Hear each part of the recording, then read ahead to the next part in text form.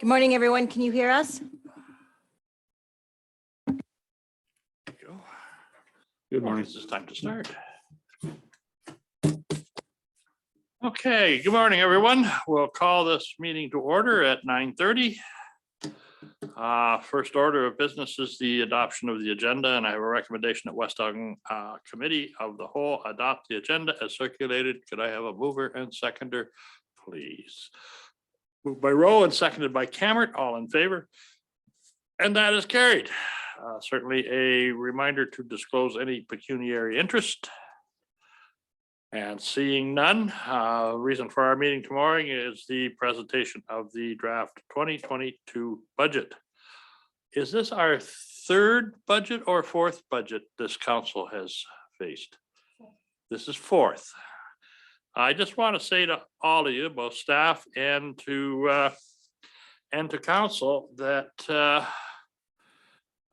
from my perspective, you've all worked very, very well together, and I'm very proud of the accomplishments that this council has made over the last four budgets. And so with that, we're going to dive into this budget. Certainly looking for some direction from council as to how you would prefer to do this. I know in the past, when we were somewhat a little newer to the budgetary process, we were going through line by line. Is the feeling today that we need line by line review of it, or are you comfortable doing department by department?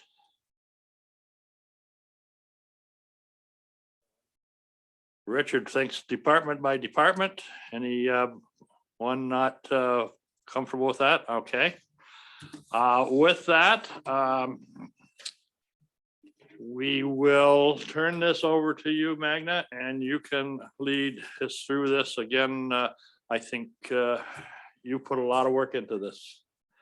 And I want to thank you on behalf of the residents of West Elgin for the many, many long hours.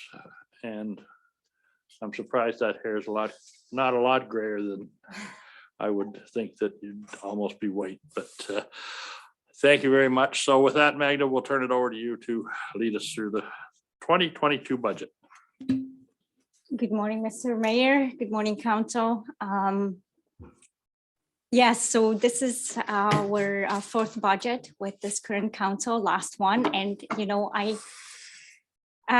it's a sad thing for me because now that you've been on council for the last 4 years, you are very comfortable with financials. You know how we code things and how expenses are being recorded. You have very good understanding of what's going on in the municipality. And, you know, as of December, we're going to start it all over. This entire process. So I just want to mention that. So can everybody see PowerPoint presentation? Okay. So Municipality of West Elgin 2022 draft budget. You can go to the next slide, Jenna. So at this point, this year's budget is very straightforward. Nothing there is no major capital expenditures. No, we try to keep the numbers low. In 2021, we introduced a lot of cost savings initiatives, as we knew that this year, upcoming year, third year of COVID is not going to be easy, and we want to make sure that our operating cost is in control. So at this point, I have listed 2 meetings, January 20th today. This is when we're going to go through the draft operating and capital budget. And we have another meeting scheduled on February 3rd if there is more meetings required, we're going to make that decision today at the end of the meeting. Just so everyone knows, February 3rd is when we're going to be dealing with the grant allocations. That's other than, and then whatever's left over Okay. from today. Can you go to the next slide, Jenna? So objectives for 2022 are to maintain services, meet asset management Ontario Regulation 588/17. That regulation was deadline of completing asset management was extended to July 1st, 2022. I don't think there is going to be any further extension. So our main focus this year, half of the year, will be continue to improve and complete implementation of asset management. Number 3, focus on deferred projects and process improvements. There has been, we came up with a lot of great ideas. Some of them have been put in place at the end of the year. One of them is payroll initiative. Currently, our staff is learning a totally new process and with the new payroll. Number 4 is improve public communication. So the main idea is cut advertising cost and put our electronic signs to work. Communicate with the public through the signs at minimum cost. And number 5, prepare for municipal election. So those are our objectives for this year. Can you go to the next slide? So 2022 draft budget proposes 3.87% levy increase. Council can choose to accept the proposal and vote to approve capital and operating budget as presented, resulting in an increase in municipal portion of the property tax rate of 2.36%, which raises $3,803,179.43 in total property taxes. This would be an annual increase of about $28.34 per year or $2.36 per month for a residential home valued at $200,000. For 2022, 1% property tax increase represents approximately $60,000. And this budget was based on the assumption that county and school boards rates are not taken into consideration. This is the that slide you see every year. This is our municipal, county, and education portion. So of the entire property tax bill that residents receive, we get 43.8%. County receives 45.2%, and school boards receive 11%. This year, we are budgeting $13.4 million in revenues. Pie graph shows you the distribution where those revenues are allocated. So as you can see, municipal tax government grants take the biggest portion of the pie graph, 31%, municipal taxation, 28%. Then utilities, 16%, fees, rent, permits, and other miscellaneous revenue, 13%. Oh, sorry, miscellaneous revenue, 1%, and reserve draws, 11%. So this year we're planning to use our reserve funds as well. Expenses. The biggest chunk of our expenses is going into our infrastructure, roads, drains, and transit, 29%. Utilities, 23%. Parks and Recreation, cemeteries, 13%. Fire, police, bylaw enforcement, another 13%. General government and administration and MTO, 13%. Planning and building inspection, 2%. Council, 1%. Landfill, 5%. Conservation Authority, 1%. And libraries, just less than 1%, so 0.5% for libraries. Factors affecting 2022 budget. So number one is the consumer price index from November 2020 to October 2021 was at 4.9%, which drove our costs up. MPAC has deferred assessment updates due to the global pandemic. This is the third year. And for the 2022 budget year, we're only seeing funds from assessment on new construction. Our change in assessment was less than 1%. So there's not going to be huge change of caused by increased assessment. And capital spending is reduced to a minimum for this year, just to minimize the tax rate.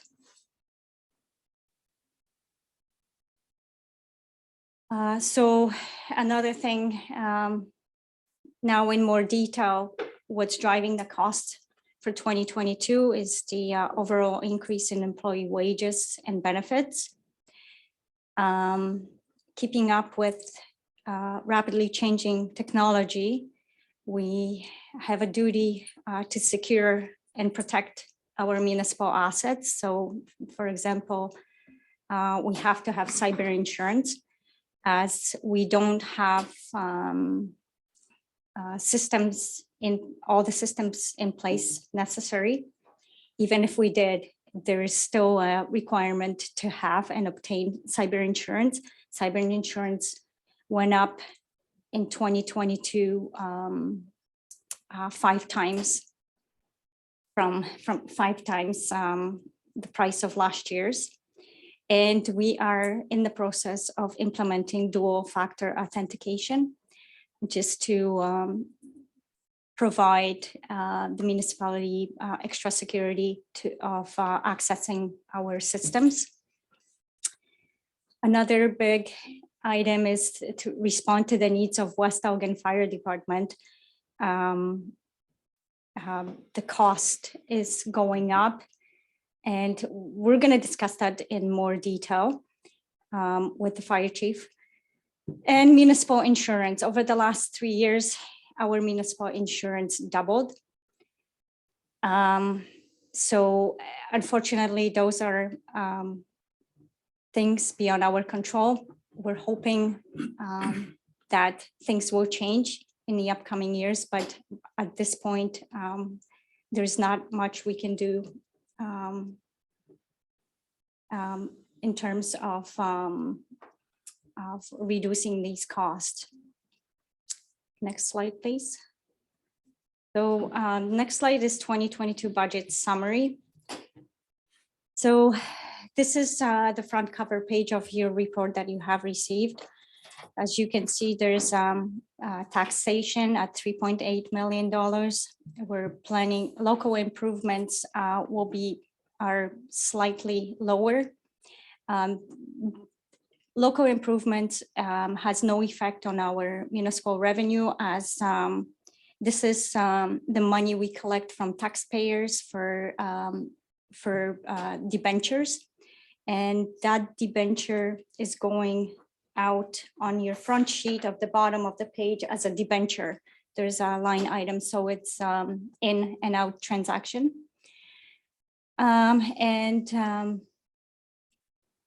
Payments in lieu of taxes, we're estimating $100,000. As for the grants, OMPF funding for 2022 is significantly lower than previous year. we will be getting $46,000 less. Then OSIF funding, there is a significant increase in OSIF funding by 204,000. So that's a very great news for our municipality. There's no changes of grant funding for Canada Day. We are still hoping to receive $5,000. And summer student grant, that grant fluctuates. We're estimating minimum of $10,000. ICIP COVID stream local government grant. This is the grant that we have applied last year or 2 years ago for our office, municipal office renovations. Renovations will be done hopefully by March, so we can submit for payment. The same with enabling accessibility. We have been approved for in the amount of $72,900. That grant funding is also related to our municipal office renovations. It was to put in accessible washrooms, barrier-free washrooms. So that money will be received as soon as renovations are completed. There is another grant that there is no dollar amount beside it. It's for the municipal modernization, timekeeping and payroll. This is the grant that we have applied last year near the end of the year. We haven't heard anything. Therefore, the projects that we had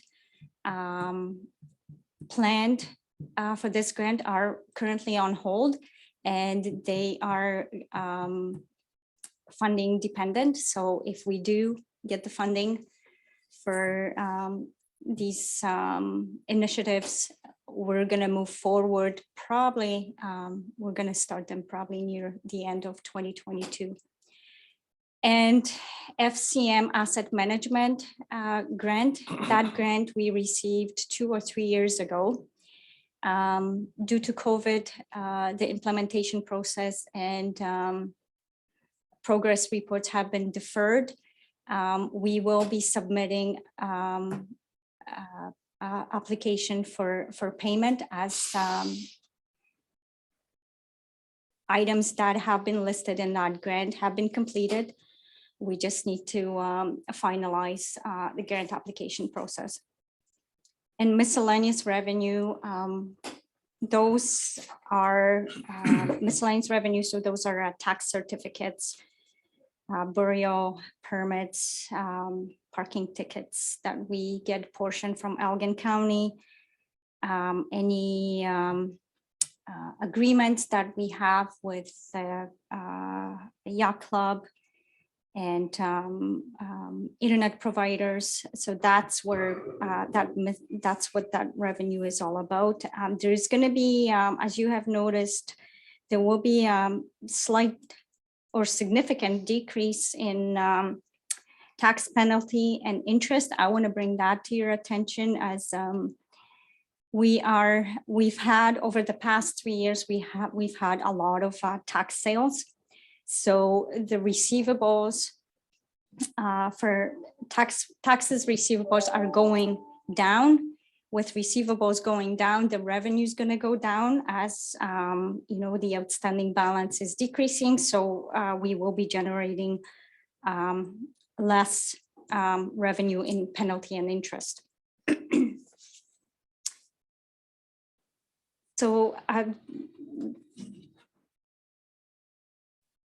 that's all I have for our front page for in terms of revenues and taxations. I'm going to stop, and I just want to, as we go, I would like to know if anybody has any questions.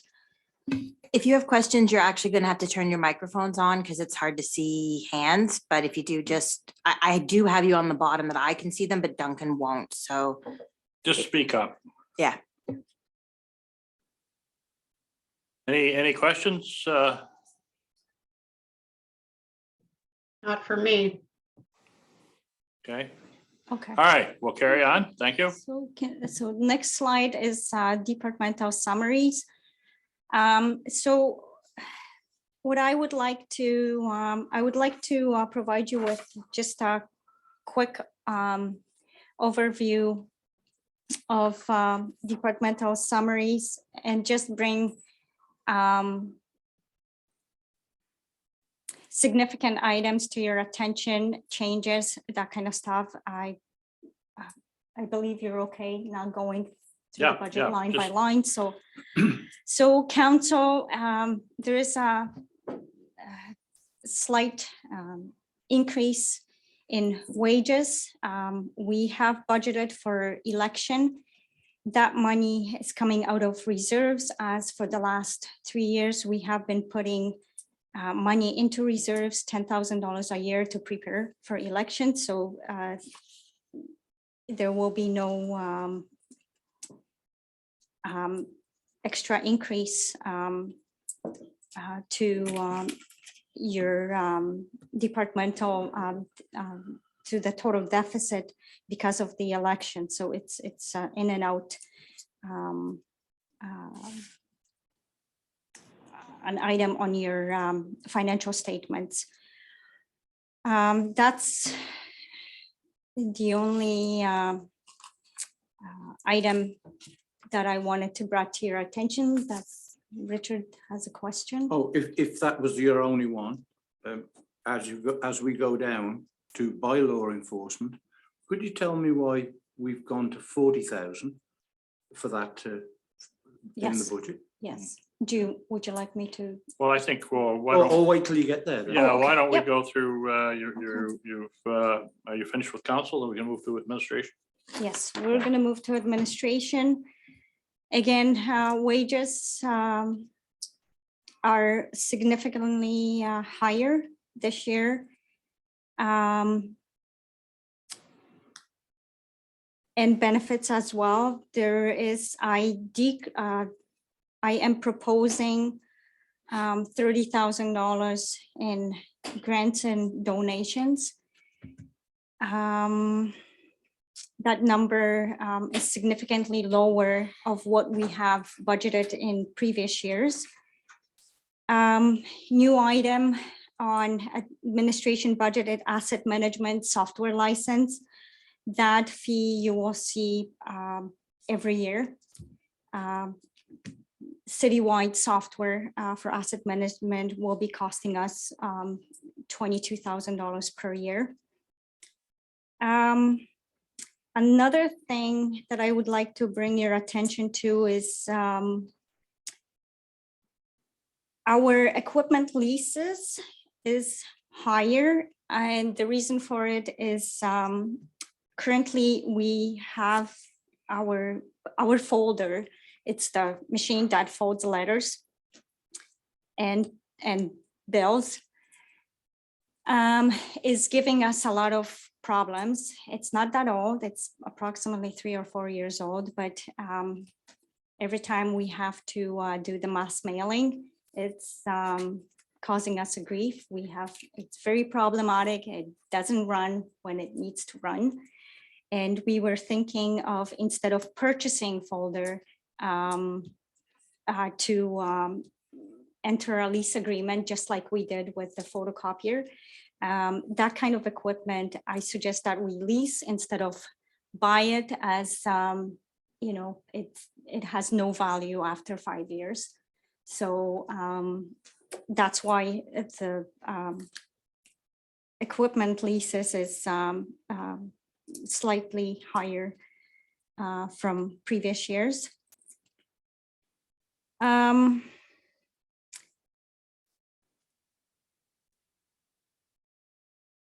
Yes, so equipment purchase, there is notes in the file. We are planning on purchasing new tablets for council, as well as we are continuing with the replacement schedule for our desktop computers and laptops. So we are budgeting $10,000 for computer replacement $3,000 for tablets and other items that come up during the year. We're adding additional $5,000. Okay, Jenna wanted me to mention that tablets will be used for the election, new tablets. And my recommendation for the old tablets is that council keeps the old tablets with them, regardless whether they are planning on running for election. But that decision does not need to be made today. But that would be my recommendation. Things like tablets, they get obsolete in such a short period of time. At this point, they have almost no value. Just on that item, Magna, I have my iPad tablet here, and I think a new iPad tablet is probably what, $1,000? $600. 600. I have on my own purchased a Acer Chromebook that is double function. It's like a small laptop computer, but you can flip it around to the back, and it's a tablet on the back, and it was $300. Yeah, so I think that we probably maybe should look at an alternative, possibly something like that. I can certainly, I guess everybody's familiar with them, but I was going to bring it in this morning for you to have my email put on it, because really, in honesty, I kind of like it better than I do the tablet. Richard?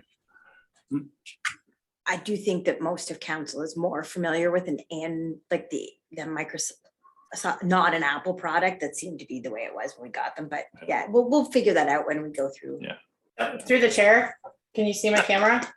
Yes, go ahead, Angela. Can you see my camera? Oh, they can't, No, but we can't. she's showing her she's showing an Acer. She's using it as well. I kind of like, No, I kind of like it. My kids have one, and to be honest, this is a better business tool because it comes with a keyboard and there's a mouse pad on it, and there's a camera built right into it. It's a little more efficient than a tablet or an iPad. Tablets and iPads are two different things, by the way. One is an Android device, a tablet, and the iPad is obviously locked to Apple. So you got to make sure you're talking about the same things when you refer to them. So, but this is maybe a little better business tool for what a counselor would need. I agree with you, Duncan. Well, and again, I guess And they're much cheaper. much cheaper. Yeah, exactly. And I think that when you're looking at potential of using it for 4 years, I think the cheaper model I know hopefully would last the 4 years. And then you haven't got a lot of money tied up in it. So I think it's something that we'll let, if everybody's comfortable, we'll let staff research that through and see where it takes us, that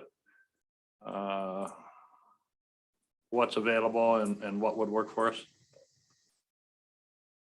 Absolutely, Mr. Mayor. We will be bringing report to council. Your council is the end users. Whatever works for council works for staff. I don't have any problems switching to Chromebooks or maybe not laptops, but it's your decision. The only thing that I thought, with the next purchase would be very important and beneficial to you is have iPad. I'm not sure if Chromebooks have that capability, but iPad come with data plan. And I think during COVID, if your iPad had that option, it would be so much easier for you to access the meetings anytime, anywhere you are. So That'd be nice. So that's the priority for us, to make sure that you have sufficient data plan on your iPads. Okay, now are we through the administration or, There's one more thing. okay, One line item, cyber insurance. I haven't received a bill from our insurance company, but I am estimating approximately $15,000. And and I think that we're very fortunate in that because I think Magna, you've you've reached out to other municipalities that the insurance company has refused to insure them. yes, it is. So, you know, if it wasn't for us having a signed agreement with the company who is implementing dual factor authentication, we wouldn't be able to get insurance this year. So All right, so I think what we'll do is at the end of every presentation at administration, I'll open it up the floor to anyone from council that might have any questions on anything that Magna has relayed to us. Okay, hearing none. Magna, do you want to go to municipal buildings? municipal building, there's not much change affecting our 2022 budget. For municipal office renovations, they're not completed and we are costs have increased since our 2021 budget. At this point, I am estimating total cost for municipal office renovations at $653,000. And I provided you with a quick summary of where the money is going to come from. So $200,000 in 2021, council decided to move that money out of reserves, out of building reserves. $100,000 will be coming out of modernization grant. 147,000 we have placed in our reserves for the sale of two vacant lots. And we are also getting 71,709 in accessibility grant, leaving us with 133,000 short. However, 2021 financials are not finalized yet. And we had discussion in 2021. We have introduced cost savings initiatives throughout the year. In administration department, there is huge savings there. And I am hoping that the savings that we have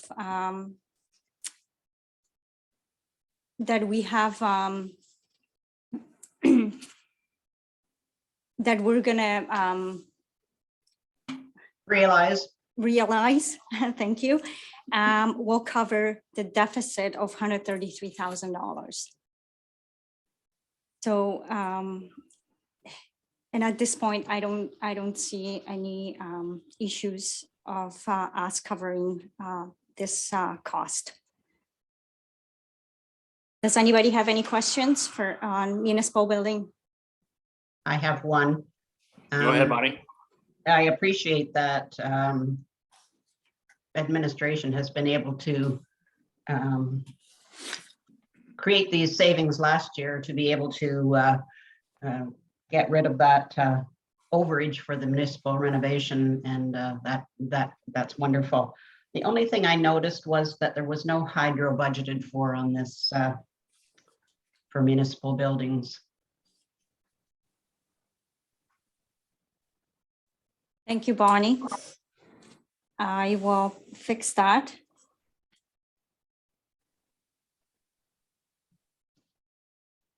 Okay, well, certainly, I think that we've been very prudent over the last number of years, taking advantage of, you know, our restructuring of the way we do business and utilizing money that has been made available by the province for modernization and computerization, and I think that that has certainly shown that there were savings there, and we've taken advantage of it, and that's showing up in our bottom line. Any other questions on buildings? Okay, seeing I have none. one if I may. Yes, go ahead, Tress. So line 7516 under janitorial, I'm just wondering why there's nothing under the budget for this year for that. Oh, so as of December, beginning of December, we have hired a janitor that takes care of the building. So there will be no janitorial expense. Like janitorial expense will consist only of the cost of cleaning supplies, but the wages are being captured under wages. Okay, Yes. that's what we just need a clarification. Thank you. Any other questions on that chapter? Seeing none, we'll move to fire. Is Jeff available? If fire chief is available, I would like to start with, there is few items that I added to the budget. So number one, so wages basically are calculated based on previous years. This year we added 4% increase to our all firefighters. And also under building repairs and maintenance, since we are doing office renovations and we are improving our alarm and security system, we decided to keep security systems all the same and on the same system. Therefore, we are replacing our old outdated security system at the fire hall and switching into a new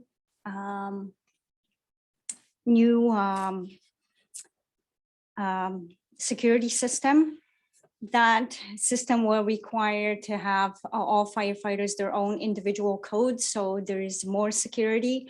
There will no longer be one code for the for everyone. Everyone will have their own, and this will kind of protect our fire hall and our assets from, you know, unauthorized access. So that's all I would like to add, and I would like to turn over to the fire chief to go through operating budget of the fire department. Morning, Jeff. Good morning. Thanks, Magda, and good morning, Your Worship and Council. Yeah, And yeah, I'd be happy to highlight a few things 14, Jenna. in the operational budget. Yeah, I'll just see what, I'm not sure. Do you have a slide on it there, Jen, or you're just on the capital? I just moved it to the, is this the purchase? Is that the one you want or no? Yeah, we can, I was just going to review the operating budget first, but Okay, I don't think, do we have one on the operating budget? if not, I can, it's okay. I can highlight a few things. Okay, hold on. I apparently have to switch to something.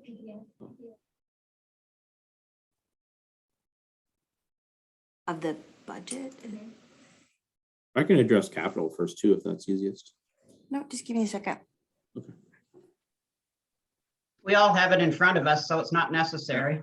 Yeah, Got it. Okay. I don't have to. Okay. Okay. So yeah, the I'll just any questions, of course, just of course ask, but just to kind of address some of the notes in the fire operating budget this year, we have on the revenue side, which is a plus. We have seen a nice increase last year of the MTO revenue, which is good. Magda already mentioned the donations, or sorry, not the donations, the wages with the 4% increase. Public education, one of the items we've put in is outside of the usual pub ed material is a pop-up tent for events The Rodney Night Market was a great example. We borrowed that tent for that event. And it worked out great, but I know there's some close departments that have ordered a tent, basically that same purpose with logo and even some fire prevention messaging on it. So we think that would be great for public education events, of course. Training. So there is a notable increase in the budget in training, and that's reflective of I guess of 2021. Combination of 2021 of the training that was completed. I think as the year went on last year, I think it was mentioned a couple of times how there's been a great uptake of training through the both in Oxford County and especially now in Elgin, Middlesex with the local opportunities. So we've seen a great increase there, and so we've included in the training budget. We have 6 recruits attending the NFPA 1001, so our recruit. Our firefighter training course this year. So there's $9,600 there in course fees, along with some medical training, budget funds, and also funds for instead of the fire college in Gravenhurst, which is still of course a possibility. The majority of our training this year will be done locally in Elgin, Middlesex. So we saw a great uptake, like I said, last year of that, and we anticipate. And we've already got a few firefighters signed up for courses this year. So we anticipate that same thing again going forward. PPE.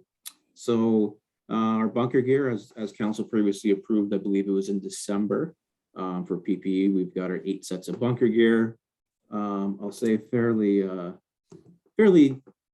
common expenses with helmets, and we are on a replacement schedule. We did replace a good amount of helmets last year, and we're due for some more helmets this year. Balaclavas, gloves, boots, and we did allocate $2,000 for medical PPE, which is with COVID is something we've seen a little bit of an increase in needs for, of course, medical PPE. Uniforms. We did have uniforms budgeted last year. Now we did not end up ordering any with partly with COVID and sizing and new members joining. So we need some dress uniforms this year, and also station wear. So we did not order or purchase any uniforms last year in the budget. So we have accounted for that this year. Equipment purchase. So that would be note 6 there. Ventilation fan. So this was actually an item that came up at both stations, electric ventilation fan. Combination of fans sometimes that are available, excuse me, are gasoline powered, which is not ideal sometimes given the circumstances for ventilation, obviously with fumes. And there has been some older electric fans. One's come out of service for a wiring issue. So I think that's a smart decision to replace the electric fans at both stations. Portable radios, really something that we recommend purchasing 1 or 2 each year just to keep up again on the replacement schedule and ensure. Ideally, we'd have a radio for every firefighter. That's not practical, but we definitely want a radio for every firefighter on scene. Pagers, and again, a fairly common expense. We did buy some last year, and with some new members, we can rely on our smartphone app, but we still need pagers for paging. Did include some highball hose. We did buy a little bit of hose last year. Highball hose as kind of reflective of some of our training with rural properties in West Elgin that we've kind of identified a need for some more highball, which is your larger volume supply hose for scenes. Medical bags to equip the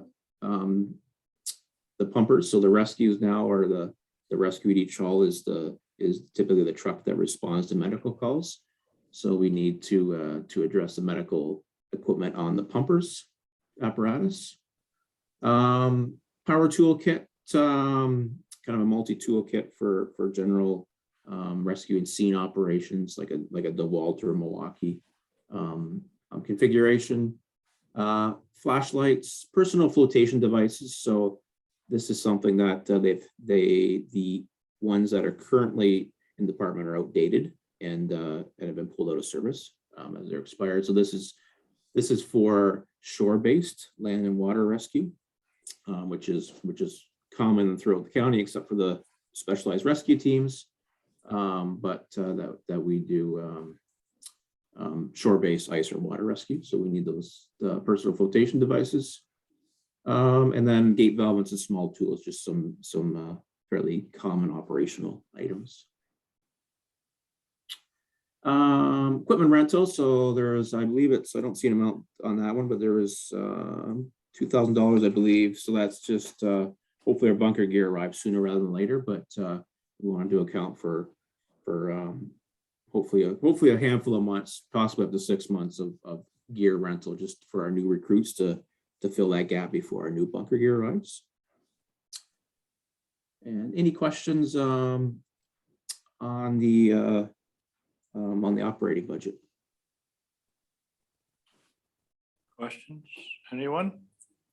I have one question, and as I see you're heading towards medical training and medical bag, this is not, or is this a movement towards multi-tiered response, or are these just items that in the normal course of responding, if necessary, our staff are better equipped to handle the situation? Yeah, no, I would think the latter there, your worship. There's no, that would be a full, if that was something to be considered down the road, but there's been no discussion amongst the department to change the tiered response agreement. Right now, it is basically just EMS delay or request. But there was, and I don't actually apologize, I don't have the number in front of me, but there was a significant or a good handful of BSA requests last year. So if EMS is delayed or if they either request fire for any particular reason or they're delayed, then they will tone out either station, of course, depending where the call is. So in 2020, I believe in early 2020, there was the whole department, there was a full training course put on for everybody. And that was before my arrival, but I do understand the whole department went through it. But this is to get into a more regular program that is supported mainly across the county and has a little bit of medical oversight, doctor oversight. So it's not to change our level of service, but it's just to A, support or train the new recruits, and B, to keep up, and B, to maintain, I guess, our medical training across the board. So hope that answers that question. No, it's just something that I know that multi-level response is a whole new animal that I don't know whether we're in a position in West Elgin here to take advantage of that, because it certainly requires a lot of manpower, a lot of equipment expense, and so it's something that I think that we should certainly be have our eyes open before we move into that. I know some municipalities are doing that, but it has always been something in West Elgin that we've been always cautious about. For sure, understood, and I guess just on the medical training part, it would be basically standard first aid with some airway management and defib training. So I would guess kind of, not to use the word basic loosely, but kind of some basic medical training. It would not include anything like Narcan or EpiPen, just kind of your basic CPR, first aid, and airway management training. So we don't, on a percentage wise, West Elgin generally doesn't run a high percentage of medical calls, but with the EMS request, right, they can request us basically at any time for any, it's generally, unfortunately, generally vital signs absent calls, but they can request us for any type of call where they require our assistance, right? So getting back to the ability to administer Narcan, is that something, as we move forward here and seems to be becoming more and more of a problem? Is that something that we should be looking at, having our department trained and equipped with Narcan if they happen to be first on scene, that they can administer? Yeah, and that's something I think we want to, it's something to consider for sure in the future. We'd want to obviously gather some more information and consult with our EMS partners on that. But it is much more common than it was, of course, a few years ago. And when those specifics, there is some difference between what OPP can administer for Narcan and what fire does, and I can't speak for EMS, but so there is some different levels that are addressed there. So I think in the short term, maybe not a priority, but going forward, maybe something we can definitely consider. Okay. I could just comment on that through the chair. I was totally surprised, actually, Jeff, to hear that you say that you don't carry Narcan kits in the trucks. I mean, the public is encouraged to have them if they have a family member that they're concerned about, or, you know, if you have a little bit of medical training, and it would be very inexpensive, I would think, to train people and to get those kits. So anyway, I would encourage that for sure. Okay, no, I appreciate that comment, and it is interesting because you're right, it's very commonly available, but it's interesting from the fire side. In a response perspective, we have to go through a separate and I don't remember how many hours it is, but a specific Narcan administration course just to be able to carry it and apply it. I know that may seem surprising compared to how commonly it can be available, but with emergency response wise, first responder wise, it does differentiate that way.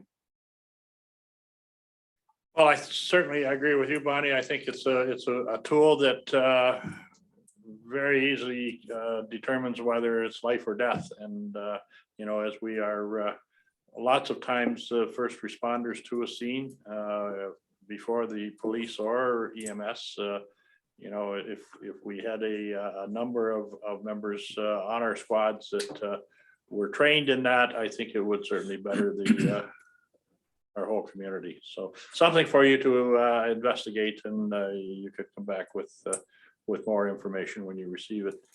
Any more questions on fire capital or operation? Mr. Mayor, there's one more thing that I would like to add is we are currently, so the fire chief's position is a shared service with Southwold. We are in the process of basically hiring help for him for 1 day a week to help him with administrative duties. That amount is being captured under contracted services line. So that account consists of fire chief's shared wages, cost of vehicle, and admin help. Now, is Southwold going to take the lead on securing that individual? Yes, they are. Yeah. Okay. Any other questions? Anything else you want to add to Meg? No, that's all I have. Okay, we need to go to capital. Since we have Jeff, I would suggest that we move to capital. Sure. And sorry, Your Worship and Council, I meant to mention this at the beginning. I know Magda's aware, but I likely won't be available for the next budget meeting. So on February 3rd. So hopefully I can answer any kind of questions or concerns fire-wise that come up today. I didn't mean to mention that at the beginning. So. Okay, so on to capital, and there's so SCBA. So we'll start there. This is of course the largest item involved in the capital budget this year. So you'll see this was the terminology, kind of a refresher from last year. I believe from my opinion, we had some good discussion on it last year about this, and said we'd likely bring it back in 2022, and here we are, I guess. So there's some kind of brief notes on the terminology from last year. I think you can move ahead there, Jana. And same, so we are proposing, and I'll get into more details here in a second, but a partial change from the 2216 low pressure to basically the 4,500 PSI, which is what we consider the high pressure. As you see at the bottom there, as we discussed last year, the 2216 is slowly being phased out.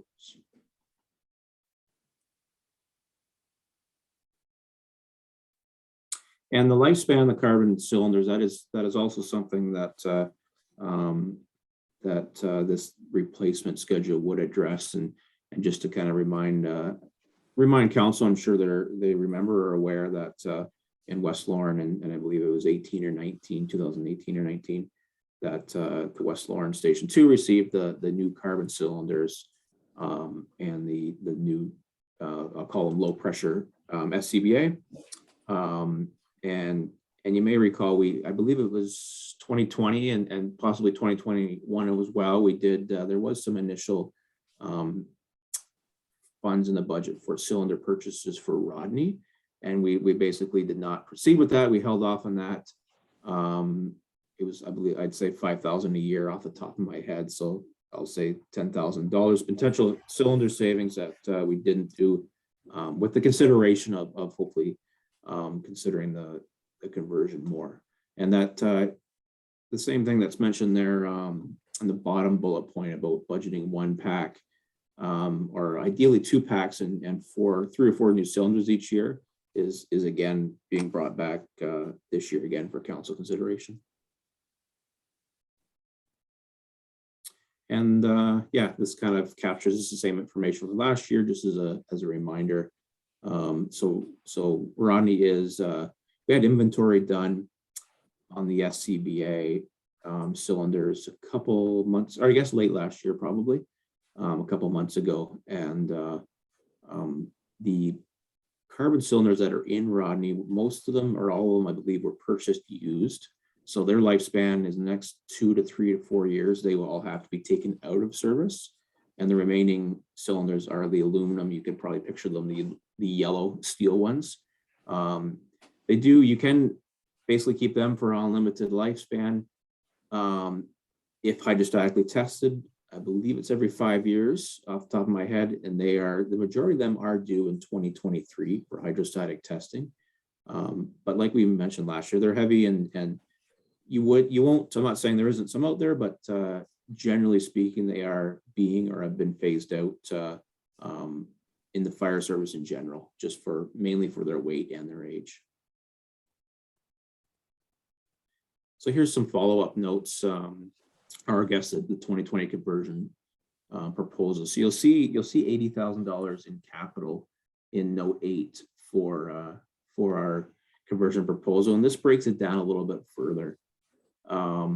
We sat down and we've talked about it. I put quite a bit of thought into it, and along with the deputy chief and all the officers, we've discussed it a few times, even going back to last year, of what to do. And I'll be honest, there's no easy decision, considering the funds that were invested a couple of years ago. But this is definitely, I think, our most sensible and economical way to convert and utilize the new packs that we have. And also kind of provides a couple things. It provides more of a long-term plan to keep our replacement schedule up, and to avoid any large expense down the road. And it also utilizes those cylinders that we have to be able to replace the cylinders that mainly in Rodney are coming out of service or needing hydrostatic testing. So our proposal would be to roughly break the $80,000 down. We would upgrade the 12 West Lauren packs to high pressure. So those are our very new packs, a few years old, and divide those up between the pumpers at both stations. So as council is likely aware, the majority of calls with the medicals being probably the exception, the pumper does act as a bit of a pumper rescue because it has the AutoX equipment on it, and most of the tools and equipment for the department. So that would be at each station, a very similar matching or very similar frontline truck to basically every call. It's the truck that's first out the door, the pumper. So our frontline packs, or frontline truck will be equipped with high pressure So 50,000 would convert the 12 packs, and just for a bit of a comparison, to buy a new high pressure, and actually the prices are very similar between high pressure and low pressure. There's very little difference, and even with the frequency or how common the high pressure is, they are actually probably a little bit lower in cost than a low pressure pack. But with a pack itself is in the $8,000 to $9,000 range, possibly even $10,000 range, depending on features each. So this would convert all 12 packs over to high pressure, utilizing those new packs, and there's some hardware and equipment changes. We'd purchase 24 high pressure cylinders to go with those packs, again, to be divided up on each pump or each station. So there's about $30,000 there in cylinder costs. And I think it's important to note that we would, regardless of what the decision is made and direction going forward, we will have to invest some money in cylinders, just with particularly in Rodney. My understanding is no cylinders have been purchased since the SCBA was purchased in 2018 or 19. So we would have to look at purchasing cylinders, probably some for West Lauren to keep up replacement schedule, and especially in Rodney to replace those cylinders we've kind of been deferring on replacing. The newest 2216, we'd still be able to utilize them, those cylinders. So we would again kind of divide them up and help to phase out the older cylinders in Rodney. And going forward, so this is the second piece, I guess, of the proposal is to purchase we have 2 new packs and 4 cylinders each year going forward, and that would complete our conversion. If we did that plan, we could stretch it a little longer to 2028, and you'll see that is included in the capital forecast on that page that we've included. I think 20,000 for the next couple of years, and then upped it a little bit with price increases that we can anticipate. And I think it's just going back to the operational budget as well. And I know everybody's kind of in a similar situation, but most of our suppliers have told us, hey, kind of expect a 20% increase in the next year or a couple years going forward on, and maybe it's a little more extreme with the fire equipment, but definitely, I guess we're preparing for price increases. And then continue to purchase. So once 2028 is,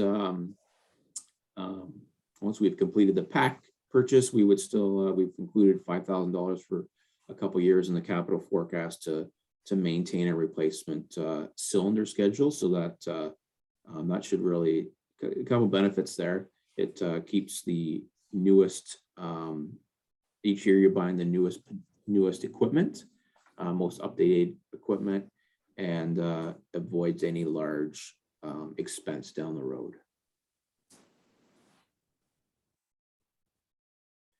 So yeah, I think a couple benefits. I think I mentioned a couple of these benefits already. Utilizes our newest packs, and that's important to note too, is that while Station 2 received the new packs, there's no capital wise, there's no planning for the future to replace the older aging packs in Rodney. They're AP75, so they're basically an older model of what's in West Lauren. And a full replacement is one thing that I know was discussed in the past and has come up a couple other times. And I've talked to other fire chiefs about, because we're not the only one considering kind of what to do going forward. And to do a full replacement, you're looking at, I think, conservatively 300,000 or probably closer to 400,000 to do that. I mentioned already utilizing the newest cylinders to help phase the older cylinders out. Each station will have truly kind of matching equipment this time. And like I said, creates a plan going forward to replacement and no further large capital requests, because we've kind of planned ahead till the capital forecast to 2030 to address any SCBA needs. And I think, yeah, there's a note in the replacement schedule, but I'm happy to answer any questions on the SCBA proposal. Any questions from council? I just have one, Jeff, do you feel that at some point in time, the fire marshal or through the Department of Labor will be outlawing the 2200 series tanks? I don't necessarily think they would be outlawed per se. I think it would be more of a availability / cost perspective. Like there is, as I think it said, slowly being phased out. It's not like it's going to be a rapid phase out, but it's going to be more availability, cost, and functionality rather than. And there may be a time. I mean, NFPA changes, which is what we always recommend. You'll recall there was a change the last couple of years about low air alarms, and there may be at some point where they adjust that standard to recommend, removing those from service. But that one's tough to give a definitive answer on. I certainly like the idea of standardizing the equipment across both departments. The other question I have for you are, what's the condition and how is our filling the tanks? What's our capacity and capability of that equipment? Yes, and you'll recall last year council did approve the capital purchase of the a fill station and compressor exactly for that purpose. So what we did, you'll recall the West Lauren compressor was taken out of service for major mechanical issues, I guess, and then we were able to make a inexpensive repair on the Rodney compressor. Of course, it is 30+ years, so we have not completed that project yet, but that is the first piece of the puzzle that was approved last year. So we did I guess address that already. So we have a filling capacity within our department as we speak. Once, not as we speak, but once that project, once we complete that approved project from last year, Meg and I talked a little bit about it, that we're hoping to get it rolling by year end. But once we complete that approved purchase, then we will, yes. So are we relying on an outside source for our filling of our tanks? No, sorry, to clarify, we can still fill our low pressure, no problem. So the compressor in Rodney we've been able to use it basically all year. So it's continuing to, even though it's 30+ years old, it's continuing to fill the needs, but it will not be able to withstand the high pressure. Over time, the high pressure filling is why we brought that to council last year. So it's your intention of replacing with one refilling station and not two? That's correct. Yep. We've already, and it's likely going to be in Rodney. Again, we've discussed that amongst the officers, and just there's more room at the Rodney station. It just makes more logistical sense. So we haven't finalized that, but that's likely where how we would proceed. And we did acquire last summer, fall, I did require quotes on that. So we have been working on that. We just haven't finished that project yet. Okay. Additional questions for Jeff? Seeing none. There's one more thing that I would like to bring council's attention is to, on our capital budget, council back in November, December timeframe, council asked for bunker replacement schedule. Even though it's not a capital purchase, but we just indicated that replacement schedule on fire department's capital forecast. So yeah, thanks, Magda. I'll jump in for a second if that's okay. That was just my kind of suggestion to Magda is maybe with the bunker gear as we plan going ahead, and that I think that report in December indicated it. You can look at it as maybe an operational expense or a capital expense, but I did kind of suggest to Magda that maybe for council and for future planning that we should include that as an expense each year, so we can predict those costs going forward. So Magda, the proposal on the tank replacement is built into this budget? Yes, it is. Okay. And quickly before I forget, you'll see on the capital forecast the medical surveillance program. So I know we brought that. It was in last year's budget, and we were going to bring more information back, and so we've left it out of a specific cost this year. And to make sure we get more information brought to council, I'm hoping that we can have a couple officers or firefighters put together some more information because there is a notable cost there, but there's definitely some benefits to be had. So that's something in the future, hopefully later this year, we'll bring back to council for consideration going forward. And yes, on the fleet replacement schedule, as council knows, we have 7 apparatus, the 2 matching pumpers, 2 tankers, 2 rescues, and the snuffer. We recently declared a couple underutilized items for surplus. Pumpers are relatively new, but the remainder of the fleet is aging. To be honest, it ranges from between 15 and 28 years of age. So Deputy Chief Beer and I met. We've met once about budget in general, but we did discuss replacement schedule, and it's something that the officers will be meeting this spring or sometime to fully discuss. But it is something that we need to bring a full replacement schedule to council for consideration, just to make sure that kind of similar to what we've discussed about SCBA and even bunker gears, that we can predict our costs, and of course things can change, but kind of predict our costs of when we need to replace apparatus going forward. So we have in this year's capital forecast, we have put in projected costs for a tanker replacement. I believe it's in there. Let me just scroll down for 2023. But with, of course, supply chain and other challenges right now, if we wanted to receive that tanker in 2023, then we would have to probably order it this year and maybe not even receive it until 2024. But the one tanker is from 1994 and one is from 1998.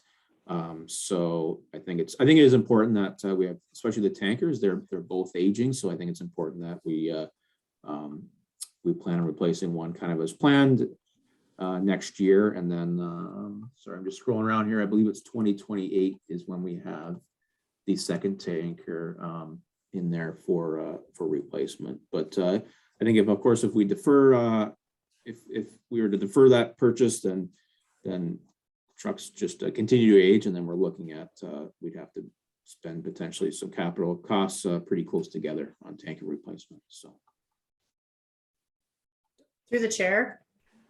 Yes. So if I'm reading this correctly, we're $100,000 short in reserves for this truck. Roughly. Yes, we are short. Like a lot.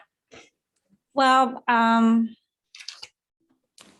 at this point, we don't have the Like you won't have it next year the either. cost of the truck. So we still have time, because apparently now the lead time takes, I think, up to 2 years. Yeah. Yeah, it's 2 years lead time. We do have time to react, and this is going to have to be brought forward to council in this upcoming year to come up with the plan for the fire department, so we can Wouldn't it cover. make more sense to figure out mechanical repairs that are on this existing truck and try and move it in the forecast to 2024 rather than dump 100 and some odd thousand on the poor residents? Well, the problem is that the next truck that is due for replacement will be coming up as well. So if we defer the purchase of one truck, then we're going to have to defer the purchase of the other truck, or purchase 2 trucks like we did a few years ago. So we're just trying to spread the capital replacement in reasonable time and affordable time for this municipality. Well, it's probably better to space it out because the 2 trucks that were purchased at the same time did not go well with the residents at that particular time. Yes. So I don't imagine it will fly well if that happened again, hypothetically, but I don't know, $100,000 in one go either might not fly too well either, but that's just my 2 cents. So, yep, just pointing out the obvious. And also, this will affect our municipal insurance as well. So if the truck is more than 20 years old, we may not be able to get the insurance. So at this point, we may not be in the position that we have a choice. So I will be working with the fire chief this year, and we're gonna have to come up with capital replacement plan going forward in more detail and present that to council. Well, I guess I have a question, or maybe just a statement to the chief then. I want you to really, really look at your budget and ensure that everything that is in here is a necessity and something that you absolutely must have in order to safely operate the fire department for the municipality, for our residents, and that there isn't a nickel more in here that needs to be in here, that we're not putting more money in here back to people, because us as council are the ones that are going to eat it. And maybe, you know, find ways that we can save money to do things, to not dump $100,000 back in the taxes. So, and I will let you work with Magda on that, so. Sure, and understood, and I appreciate that, and I guess through the chair to you, and then the pumper purchase, that is one thing, and of course, that's past 2020, well past 2023, but that's something that we have considered already in the replacement schedule, to spread that pumper purchase apart, exactly for that reason, right? So that even though the trucks are the same age, we are at this point proposing spreading those out by 3 or 4, potentially even 5 years, so to spread the costs out for sure. Any other questions for Jeff? I have one, Jeff. Now, the trucks, certainly the one in West Lauren, the pumper or the tanker in West Lauren, the tanker in Rodney. Would you be able to provide council with a mechanical history of those vehicles and an assessment of the vehicles, what is being spent on them, and what potential problems that they might encounter going forward? Because certainly knowing the one tanker in Rodney, I would think you'd be hard pressed to go to the market and buy a new truck that would be a better working truck than that one. It doesn't have DEF on it, doesn't have a lot of things on it that cause a lot of problems that we are facing with our new purchases, where the truck is, you know, continually going back to the dealership to be censored here and censored there. And unfortunately, when we run out of warranty, there's going to be a tremendous amount of expense on those newer trucks. And so certainly I think that we need to keep in mind that even though it's got a bit of age on it like me, it still can do the job. So I think that there's going to have to be a real proof to council that these trucks are a potential hazard or liability to the municipality. And I think ongoing records would be able to satisfy my curiosity. For sure, and kind of on that note, there's another thing we're considering is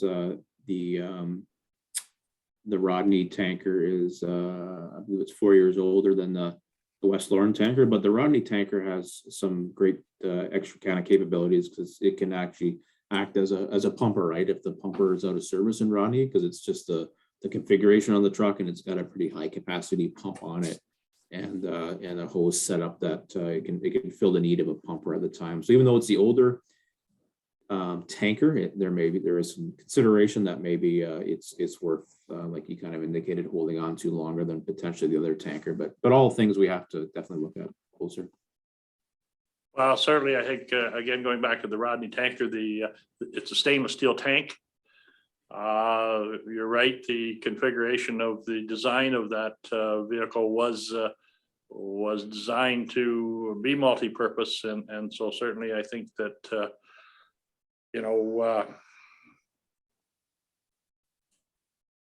with proper care and maintenance, it's amazing the lifespan of these vehicles. And certainly through Magna's guidance and assistance with you, we can put ourselves in a position where we can keep tucking money away. And when the time comes that we do have a nest egg that we can draw on and not impact the taxpayers. So let's go at this in a smart way and prepare ourselves, but making sure that we don't do anything until it's absolutely necessary to do it. And again, the maintenance records and the problems will determine what and when that time is. Sounds good. Any other questions for Jeff? Seeing none, is that all you have, Jeff? Yes, I believe, unless Magda, there's anything I've missed, I believe that addresses everything I wanted to bring forward to council. So thank you. Okay, well, you have a great day. Thank you, you as well. Where do you want to go next? Police? Okay, well, we have very little input into. No, but for 2022, our costs are a little bit lower. So when we received the budget for 2022, as you remember, our base services went down by $5.41 per household. But calls for service went up by $3.76 per household. Overall, there was a decrease of $1.38 per household, or a total amount of $8,658 overall for 2022. So that cost, the total police cost for 2022 is at $963,808. And court costs. So this is the court security that the invoice comes from Central Municipality of Central Elgin. They allocate costs to each municipality. Our portion for 2021 was 15% of the total cost. I assume that share is not going to change. So I am estimating similar amount to what we've what we have been billed into for 2021. Does anybody have any questions for police services?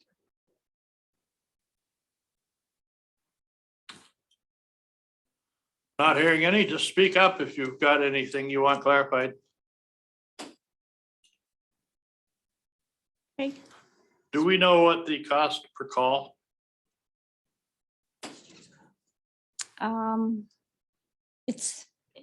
It was in a range of $311. Mm-hmm. Yep, so it's $311 every time that the police respond to a call, and so that adds up over the course of a year. Yes. Okay, moving on, Lower Thames Conservation Authority. Slight increase. So cost went slightly up, roughly $2,000. Levy increased, I believe it was 2%, total of $65,212. We have no control over it. It is what it No, is. they, in all fairness, they do try to keep it as low as they possibly can. And I Very think reasonable, yes. yeah, and I think they look at inflation and go with that. Okay. I think there's some decisions that we're going to have to make regarding conservation authorities here. Yes, there will be a contract and services provided. They're proposing and working on that. I don't know if you remember their presentation, and they'll be bringing stuff forward on what services they provide. Although our conservation authority, when you look at the mandated services, pretty much don't give a whole lot of extra frills. So I think we'll be okay. I don't think Okay. it's going to be real hard negotiation. All right, no further questions on conservation authorities? All right, we'll move on to building inspection. Building inspection, I'm not sure if our chief building official is present. No, okay. There is, we are budgeting an increase of for building permits. So the fees went up, but also building department is extremely busy with new construction. So for 2022, we're budgeting $88,000 for building permit, septic 8,000, and plumbing and certificates $1,000 altogether. With that, with building department being so busy, we started conversation with Dutton Dunwich last year, and the idea is to hire additional building inspector to assist our chief building official with building permits application. That cost is being captured under contracted services. It is going to be a contract position, full-time contract position, basically for 2 to 3 years. And currently they're in the process of interviewing. Okay, questions on building? I guess through the chair, I did take note of this fact that this was the largest deficit budget that we've had for the building inspection. And so, and I understand that's because of the addition of the additional staff. I guess we just need to be very careful that we have got the right division of labor over those staff. So I would encourage that to be watched closely by staff, just to make sure that we have the right percentage of employees working on behalf of West Elgin. Yes, we, Councillor Rowe, we are getting information from Dutton on regular basis. So the numbers fluctuate, but overall, if this past year, so it was very close to 50%, 50-50. With additional building inspector, we will be negotiating with Dutton whether, we're going to change the way the billing process works, whether we're going to do 50-50 or we're going to basically pay our share on a regular basis for 11 months and then adjust the numbers at the end of the year. So we're in the process of negotiations.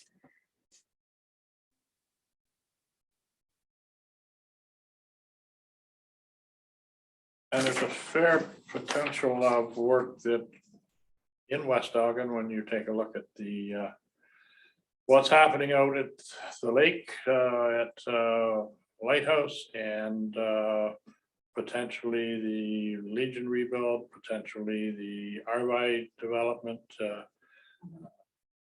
number of things that are coming forward, the redevelopment of the potential car wash and that in Rodney. I think there's a lot of work that is just over the horizon, and I think it's timely that with all the additional building that's going on in Dunwich, that we prepare ourselves for the fact that we can service these the potential developments when they come forward. Any other questions on building inspection? Okay, we'll move on to bylaw enforcement. Yes, so bylaw enforcement, the only significant increase is again in wages, as our current bylaw officer is getting ready to actually retire for the third time. So basically that $33,000 in wages consists the amount of training and kind of job shadowing for the period of 6 months. We started training last Monday. And whether, unfortunately, there has been a few changes. And I will be bringing report to council, advising council on what the next steps are going to be. But as far as the budget, despite the changes, last minute changes, my recommendation is not to adjust the budget. It's just work around it. And I will be bringing report to council for the upcoming meeting. Be a personnel report. It will be personnel report in closed session, yes. One question I had through the chair. You're switching from mileage to a block vehicle expense for a couple of different departments. Is that correct? Yes, so basically, right now, we've never, that's the new line item on the budget. So we have one vehicle, one truck that is being shared among 3 departments: Parks and Recreation, Bylaw, and Drainage. So it's not fair to allocate the cost to one department, and we decided as of this year to split the cost among 3 different departments. So just as a follow-up to that then, so depending on whether the vehicle is available, there may be some mileage as well on top of the vehicle expense if the truck isn't available and they have to use their own vehicle? That's correct. Yes, we still have mileage. Normally, they work around their own schedules, and so there should be almost no expense against mileage. But again, we're going to try to keep the mileage expense to the minimum. And for the vehicle expense, so basically how we budgeted, so we're going to take the actual cost of maintaining the vehicle and split it 3 ways. Thank you. Any other questions on bylaw? Your questions were answered, Richard? Yes, there were, and I look forward to our next meeting. Animal control. So animal control, as you can see, dog licenses revenue disappeared from our budget as general tax. As of this year, general tax rate is covering the cost of animal control. That being said, in order to minimize rate increase, we, over the last 3 years, we allocated surplus from animal control into reserves.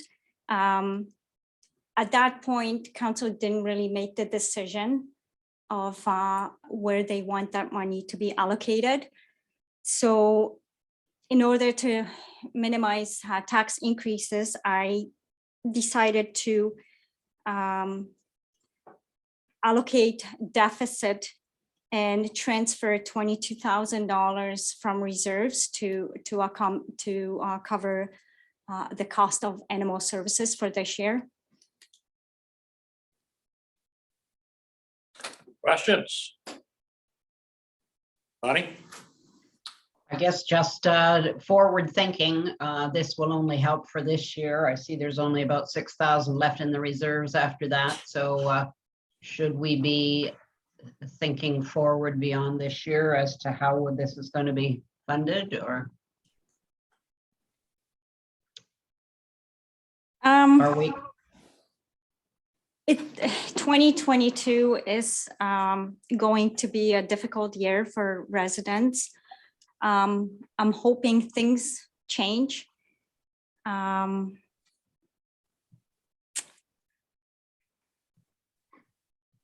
There's going forward, there is another option of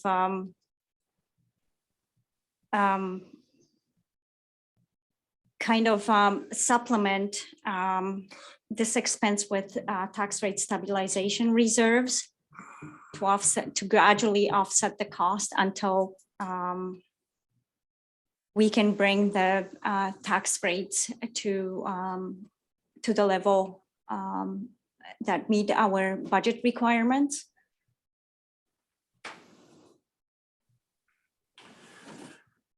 Do we have a breakdown of the number of calls for service that we get? I don't know that we have the exact number, to be honest with you. Her report, if you, I can stop sharing the screen, I might be able to find her annual report. I believe it listed that in December.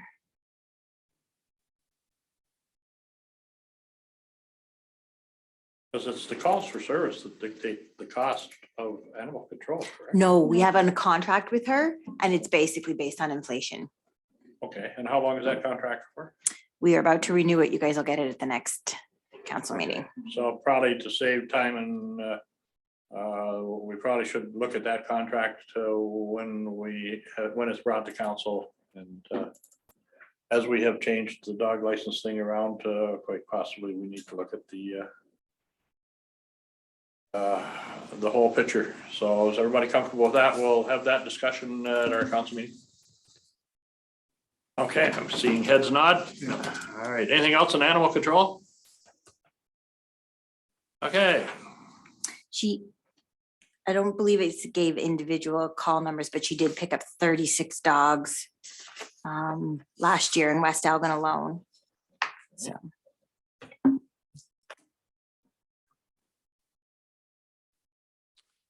All right, next item up, roads. Morning, Lee.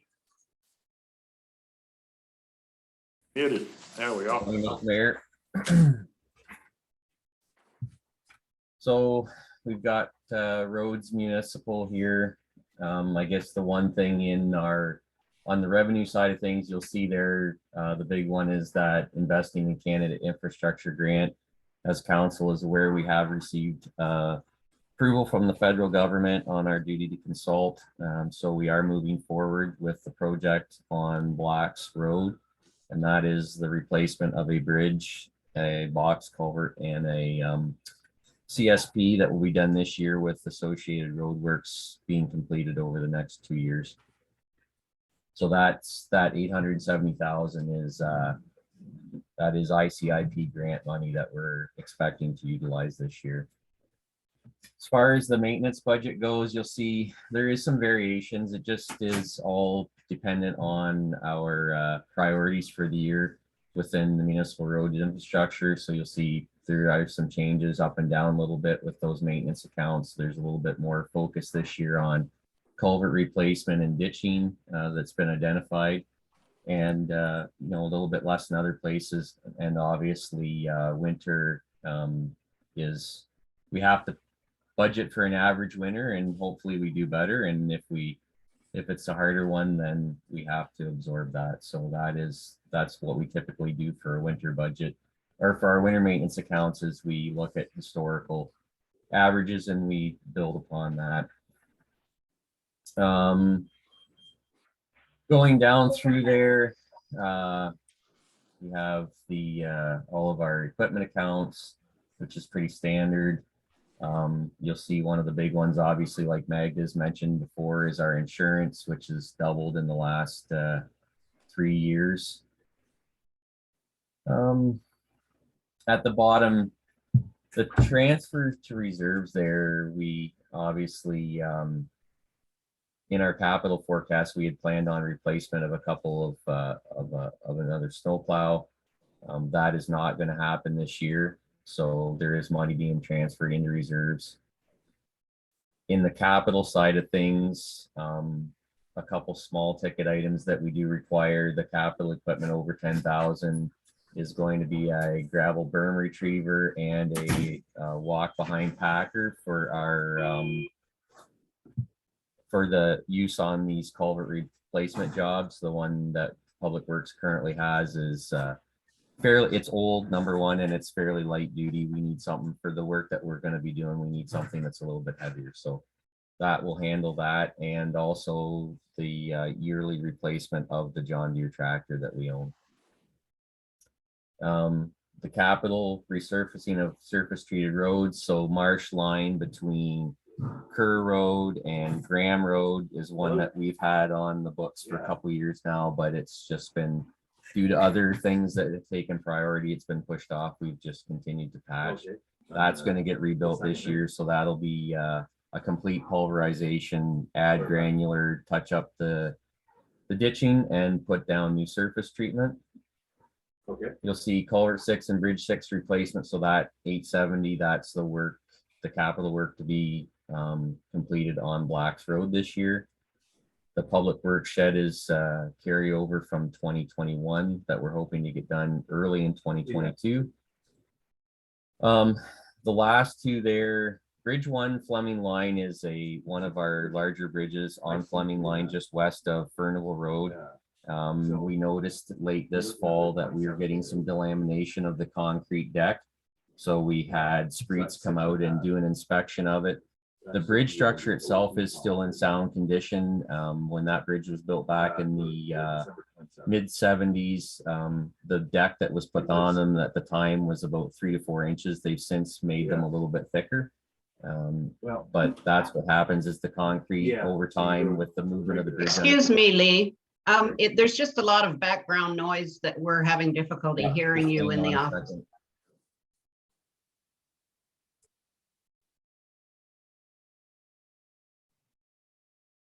I think it's in the council chambers.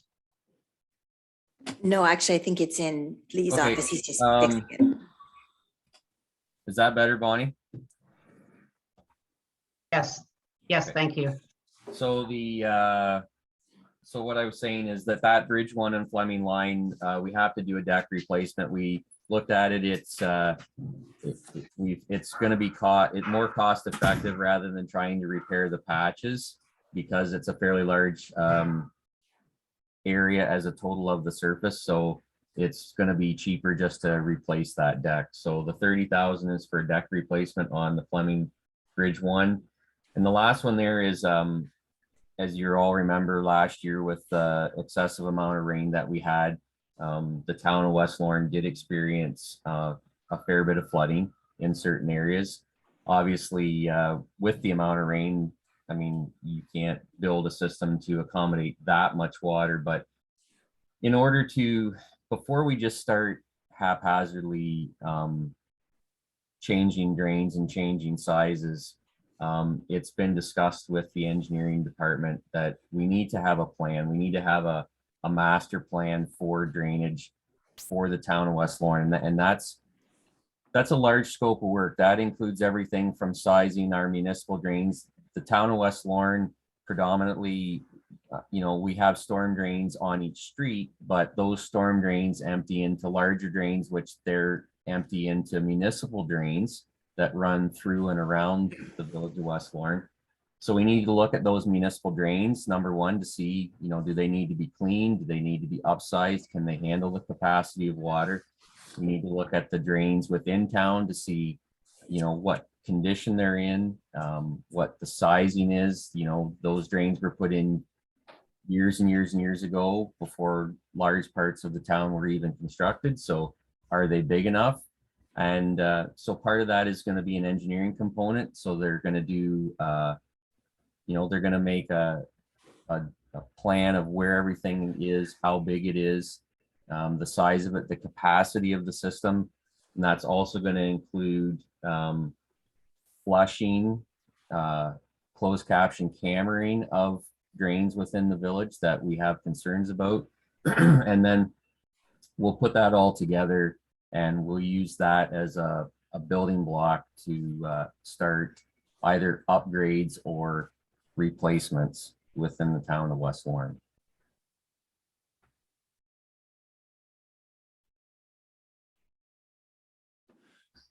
That's your pretty much all your major items. Getting back to the reconstruction of Blacks Road at Kintyre and Blacks Road, is there any grade work going to be done on that? Yeah, so there is the plan for the Blacks Lane reconstruction. This year, there'll be the replacement of the bridge at Blacks Road and McDougal. And there will be replacement of the box culvert at Blacks Road and Kintyre. And then there'll be replacement of the CSP in the municipal drain between McLean and Johnson Line. The road works at Blacks and Kintyre around the box culvert. There will be work there to improve that intersection. So it will be elevated. The box culvert that's there currently is very, very narrow in the road plant. So that box culvert is going to be extended out quite a bit longer, which is going to be able to give shoulders, and it's going to allow us to be able to elevate that intersection and improve the sight lines both on Blacks Road and Kintyre. So that will be done as part of that, and then the rest of that road work will be completed in 2 phases over 2022 and 2023. So, or sorry, 23 and 24. Okay, so the intention is not to cut the hills down, it's to build the intersection up. Correct. Is that certainly the one in front of the church there, there's a lot of water comes out of that bank that you know, we could be into a major expense if we meddle with it too much. It'll make it unstable and it'll never forgive us. Yeah, and that'll be also drainage work associated in that area as well. And both those intersections, they both have, you know, serious sightline issues, and so if we can rectify that along with the upgrade of the road, that'll be a big deal. Any questions for Lee on his capital forecast?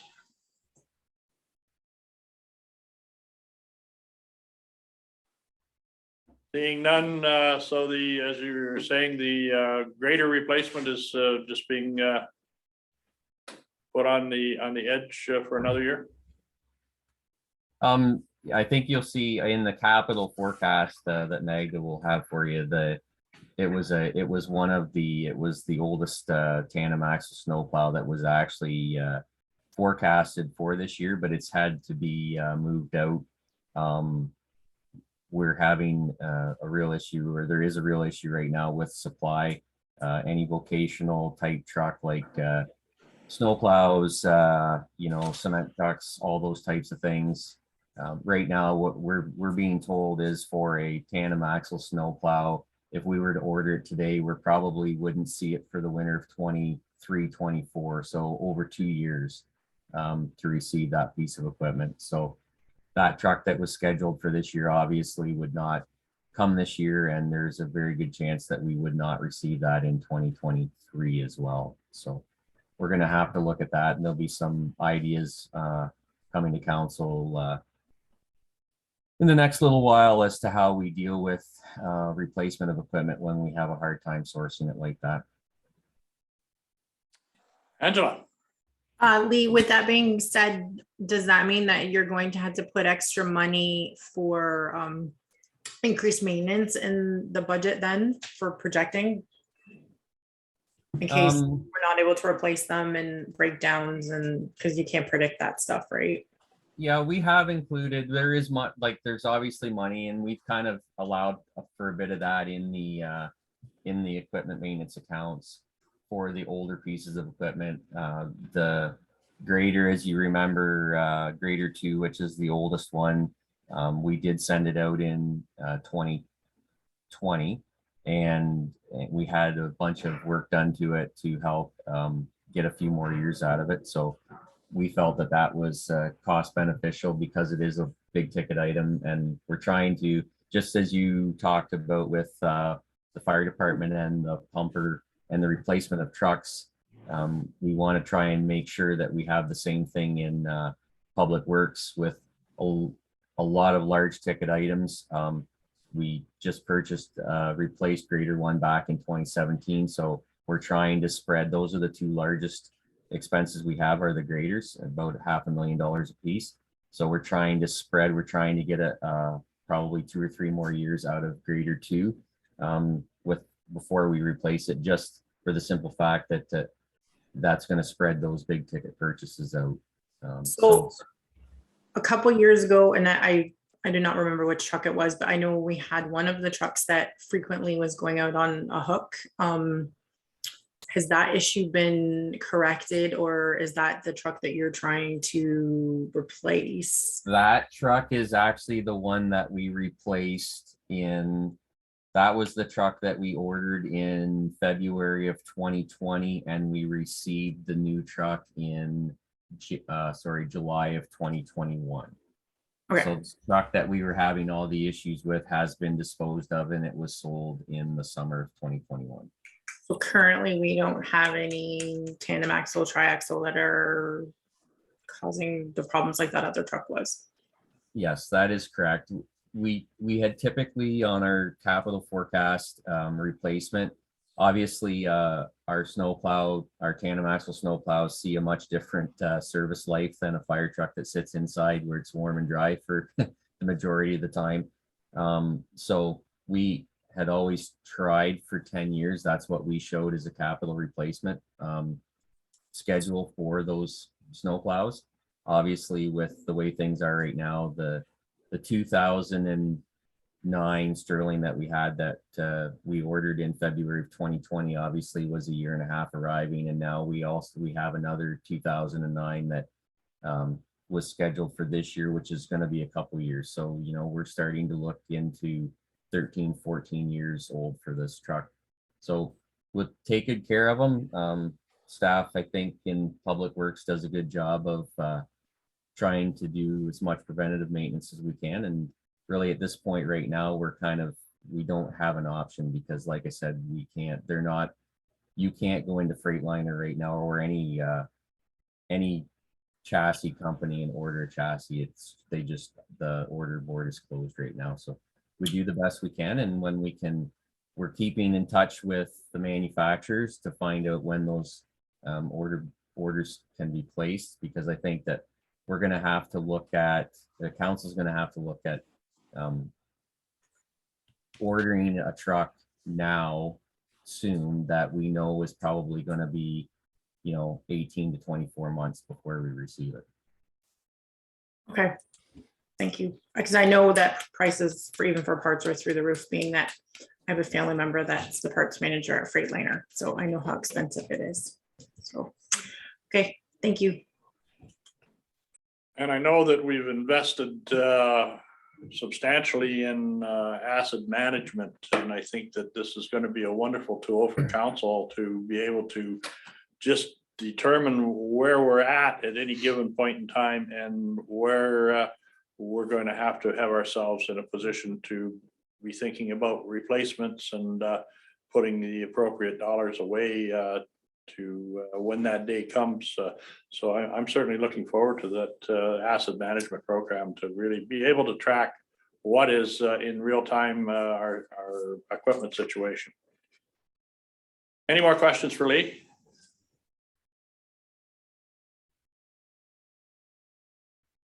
Seeing none, we will, everybody ready for a little break?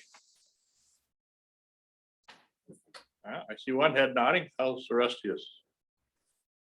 Richard's nodding, so I guess we have a majority that will take 5 or 7 minute break, and then we'll get back at this.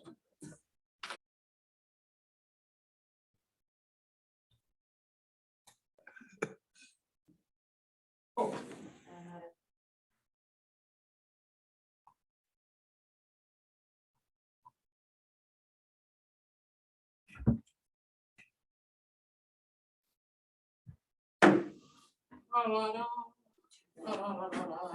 I haven't got everybody back yet, but we'll have them back shortly. How many people do we have watching?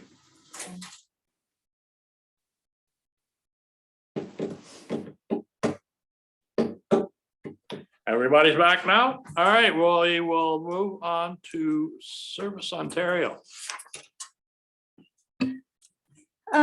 There's no changes to Service Ontario, just want to bring your attention to the funding, very first line on the budget. So this, for 2022, we're budgeting $17,000. We have been very lucky. There has been additional funding that we have received from the province for keeping Service Ontario office open. I don't think the funding will be available this year, so I am not putting it into our but 2022 budget. Driver's license commission, hopefully the numbers will stay the same as 2021 actuals, the same with health card commission and hunting license. Wages, so wages, our Service Ontario office is open 20 hours per week, so 2.5 days wages plus benefits and pension. And that's about it. There is no other issues. As you can see, we have been able to reduce our deficit for Service Ontario down from in 2019, where it was at $22,000 down to $6,000. We are expecting a surplus for in 2021 of $15,000. Questions on Service Ontario? Seeing none, I don't know whether you've been following the saga in Chatham-Kent. They can't seem to find private operators that are interested in taking on Service Ontario, and there seems to be, as always on any topic, a fair bit of debate on whether the fact that the municipality should be taking over Service Ontario, and there are those of the thinking that stay in your lane, that's something that municipalities should not be involved in. So there you go. Bonnie? I just wondered what happens with that surplus. Does the province require any of that, or do we put it into reserve for this department, or what's the plan with that for this year, or 2021? For 2021, I decided not to touch that money, as in previous years, we were, the deficit was quite high. So, and I'm not planning on putting that money into reserves. It's going to go to the general tax rate, as general tax rate covered the cost, the deficit over the last few years when Service Ontario was in our office. Thank you. Any other questions on Service Ontario? On which? I don't know. That's, I don't think it's really anything to what we haven't already heard from. All right, we'll move on to transit. Yes, so transit, and not too many changes either. We are lucky that we have a bus driver. There is a huge bus driver shortage right now. So the wages reflect roughly 30 hours. We're hoping things improve this year. And day program at the hospital were run twice a week, or they'll decide to increase it to 3 times a week. So we're estimating 30 hours of per week for our bus driver. So with that, with the increased mileage, the cost of maintaining the bus will increase, the same with the fuel expense. We are also hoping to, the board is also hoping to make the decision and place the order for a new bus. That cost of the bus is reflected in our capital budget.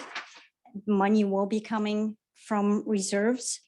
We are estimating the net cost of the bus will be at $80,000. We have been approved for funding for the bus. And that's going to help us significantly.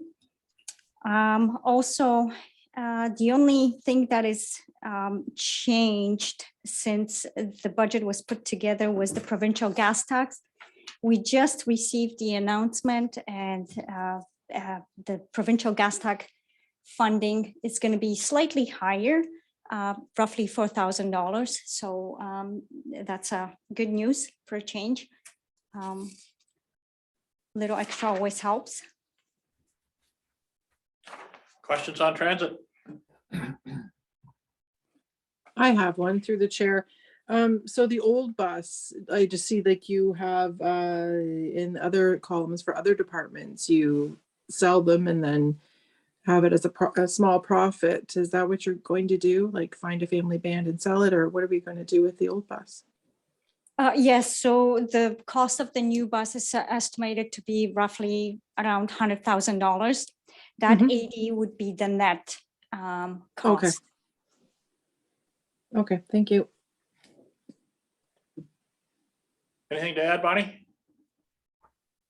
Pretty well explained. Yeah, obviously the grants from other municipalities is going to be higher this year, and all partners at the table agreed when the discussion was had regarding increasing our wage line to sustain having a driver, and so that has been discussed and approved at the table. Okay. Can we move on? Next item, streetlights. Go ahead, Lee. Yeah, so for the streetlights, hydro is going to remain fairly consistent there. Repair and maintenance up slightly. What we're finding is more so with the infrastructure in Rodney. It is aging.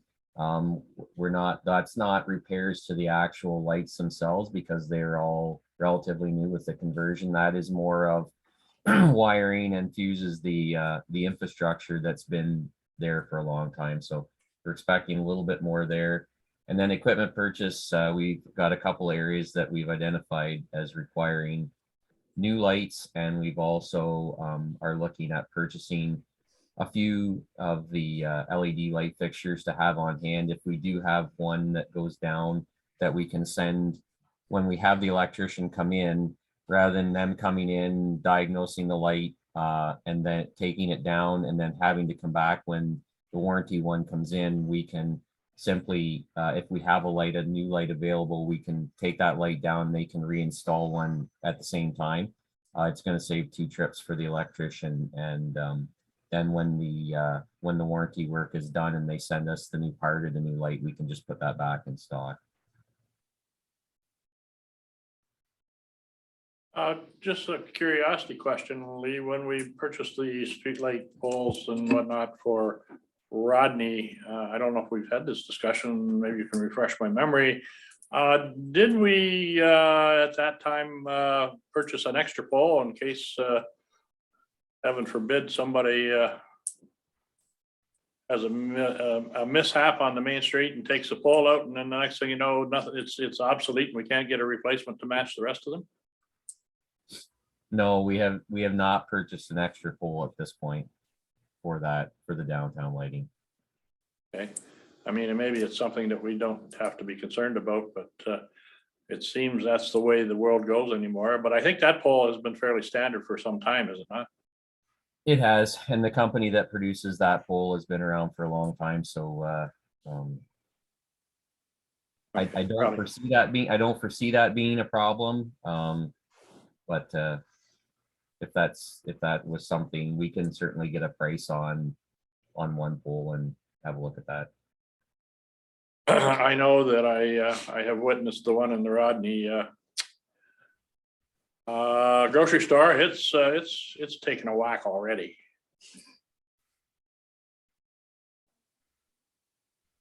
All right, Well- so no more. Yes, Bonnie?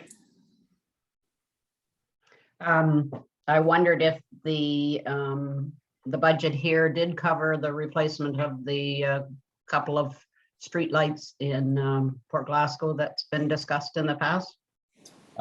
Yes, through the chair, Councilor Rowe, that does, that when I said a couple of areas that have been identified for lighting, that is in Port Glasgow. Thank you. Yes, Tress.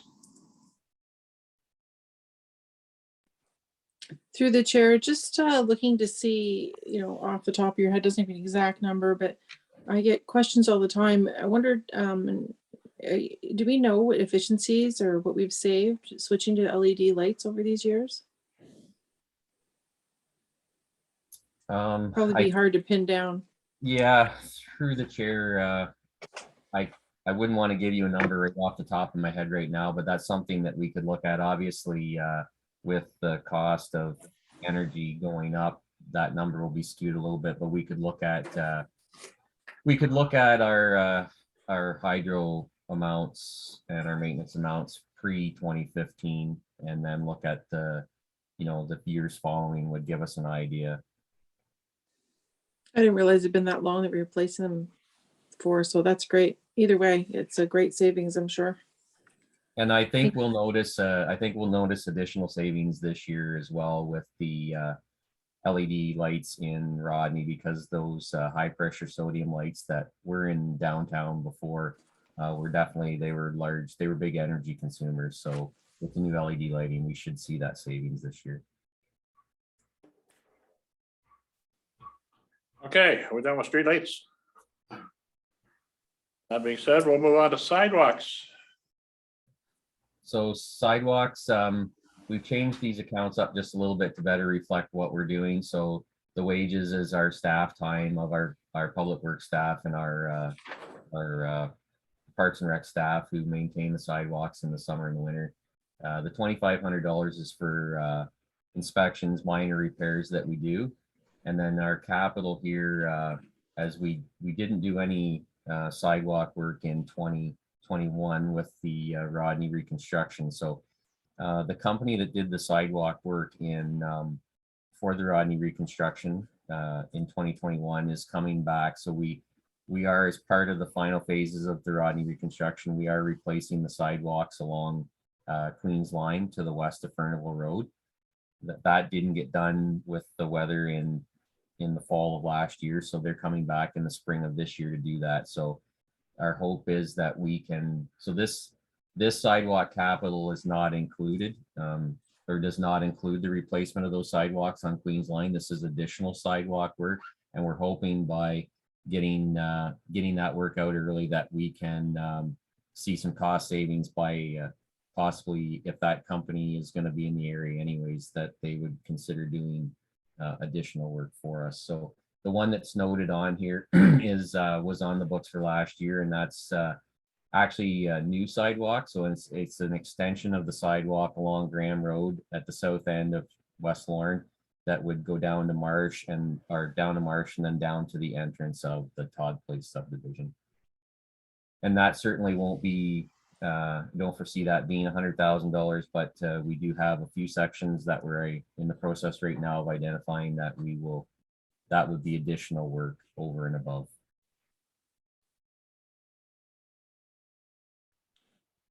Any questions?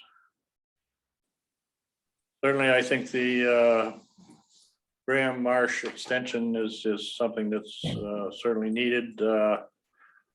I guess we can hold in abeyance whether and if there's any development goes further west of Todd Place and deal with that at the appropriate time. One thing that I have noticed with the bit of snow that we've received here recently, I would imagine that the snow removal on the streets of Rodney is much better now that there's a level playing field to work on it. It looked really, really good the other day.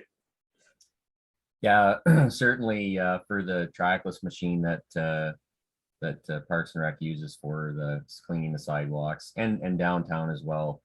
It does make a difference.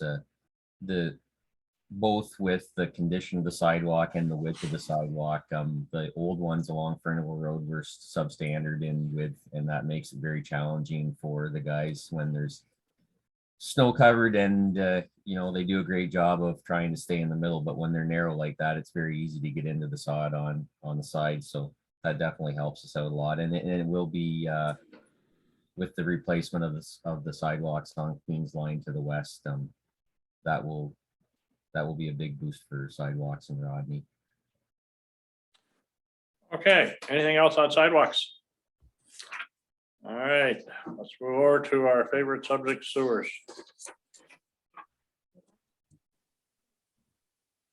Yeah, we'll turn this over to your leadership. Yes, Jenna, if you could skip over to. We'll do waters first. We can do, I guess we can skip to water first, maybe. Sure. since Okay, we're gonna move on to water.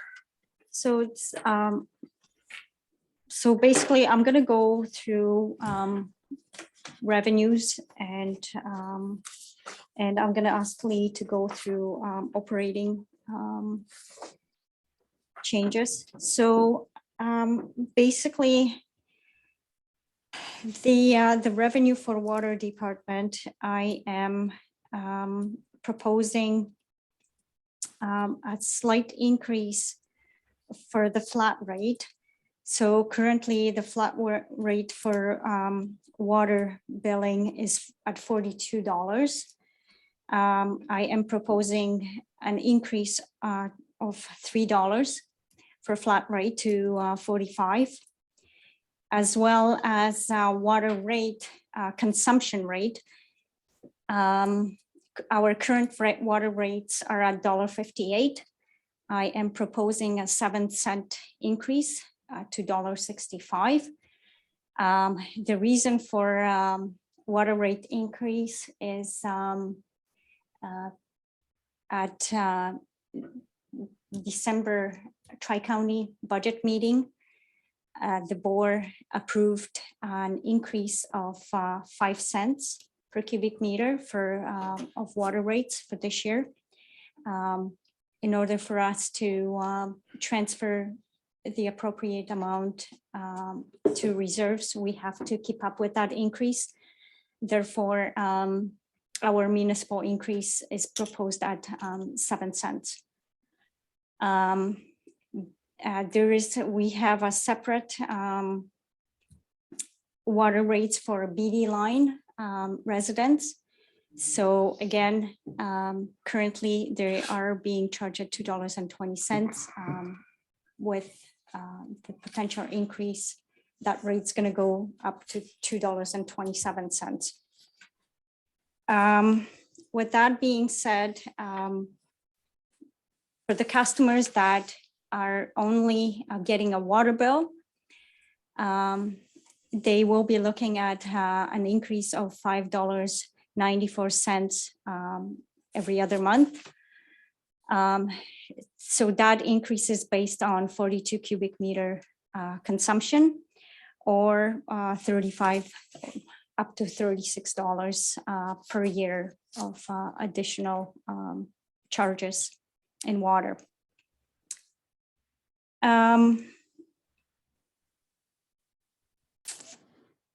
The rest, another thing that I would like to bring council's attention is wages. As you can see, there is a slight decrease in wages. Actually, we are not eliminating any positions, but it's just with the asset management, we are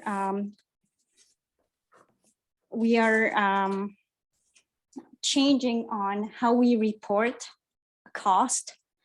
And basically, as of this year, the plan is to capture our labor cost, our employee cost, and assign activity to it. So that's why you can see that water wages and benefits are slightly lower. We're not eliminating it, but we're reallocating it to different departments. Is there anything that you would like to add, Lee? No, I don't believe so. I think everything there is pretty straightforward. There are the notes there at the bottom as far as the expenses and the breakdown of those ones that we wanted to highlight. So if there's any questions, we can certainly answer.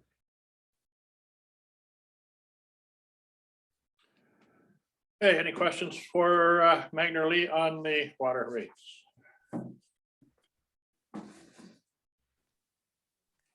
I have one. Yes, Tress? So I'm to understand we're currently at $41.08 for our flat rate for water Currently, in we're Rodney. at 43. 42. Okay, I have my bill from December 24th in front of me, and it says residential water for Rodney, $41.08. My mistakes, okay. Yes. So yeah. and- So we're going up to 45? Yes. Yeah, I don't think that's gonna fly with people. That's the one thing going into these budget talks. Actually, I had someone just this morning text me and say, do whatever you want, don't raise my water a single penny. So unless we do a huge education piece of why and how and where that money goes and why we're doing it, residents don't understand how the water works. They don't understand, a few of them don't understand just different things about how exactly and why we have those fees and where they go to. And so we'd have to do a huge education piece around it again.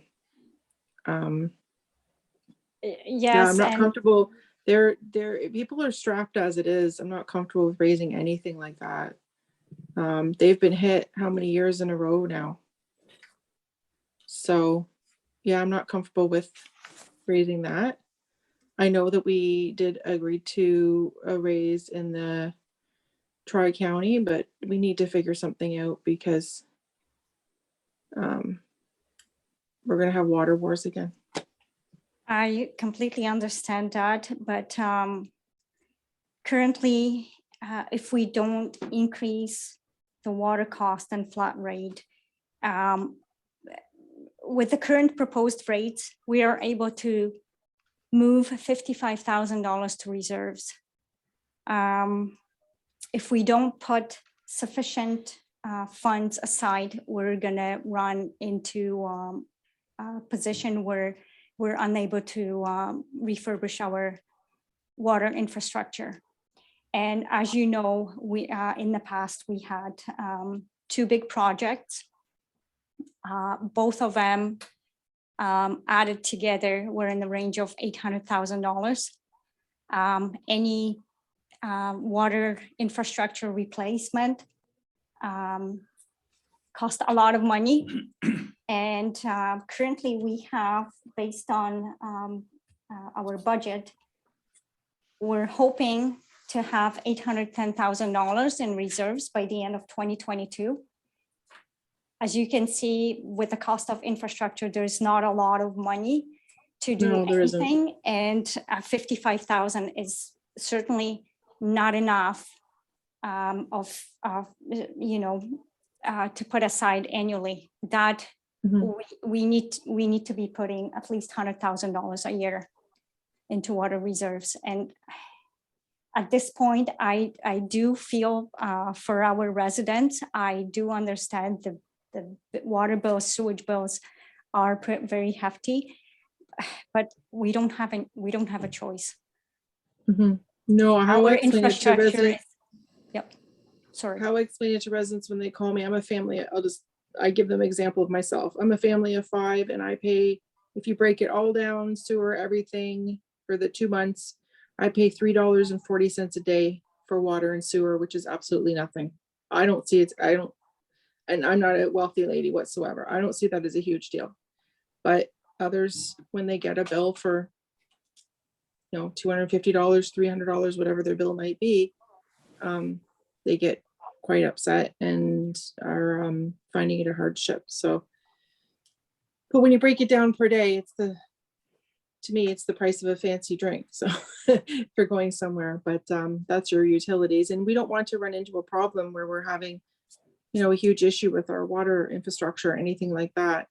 So that's how I explain it to residents, but it falls on deaf ears many times. I'm not sure what my other council, how they approach it if and when they get issues with water, but that's how I approach it, to just kind of take the human approach of what I look at, what I pay for, and how I kind of break it down. And how I don't, you know, I don't really see it as a huge, it is a huge thing to a lot of people. I'm not dismissing that, but $3.40 for 5 people a day is not all that much, in my opinion. Just to refresh my memory, you say your current water bill is 40 what, 41 something? I'm just looking at it right near now. It says residential Rodney, 26 cubic meters at $1.58 equals 41.08. $1.58 is the consumption rate. That's the sewer rate, is it not? The No, sewer is that's the water bill. 2.7, Okay, so it well, was I'm just, $70.20 for me. so your flat rate charge is 43.45 then? Correct. It says 41.08. Oh, wait, 41.08. I don't even see 41.08 on, because 41.58 is the 2020 flat rate. Nope, this says it was given to me, it was due December 24th, 2021. It's my last bill I got. Okay, I will check that.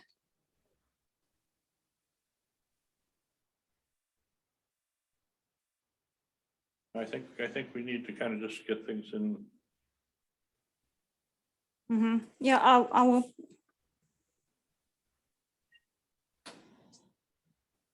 I didn't have a chance to verify the bills, but yeah. I will. But I think that the public has to understand too, that the water management plan was a requirement of the province, was it not? Mhm. And I believe that unfortunately is a laid out plan of cost increase when it comes to water to build up the reserve funds necessary to maintain the infrastructure. And I think what the province is really telling us that you better get your own house in order, because we're not going to be in a position to grant you a lot of money to be able to do this if you don't have your own resources. So I think you're absolutely right, Teresa, that we do need to do an education to the public to say that, yes, this is an unfortunate situation that as we have infrastructure to maintain, we have to have the money to be able to do it. And the only way that we can raise that money is through the cost of the water that we sell. So Mhm. what is the water component? Can you break just down the actual water component minus the sewer of what that costs your family every day? Yep. I just closed the file, so just open it back up.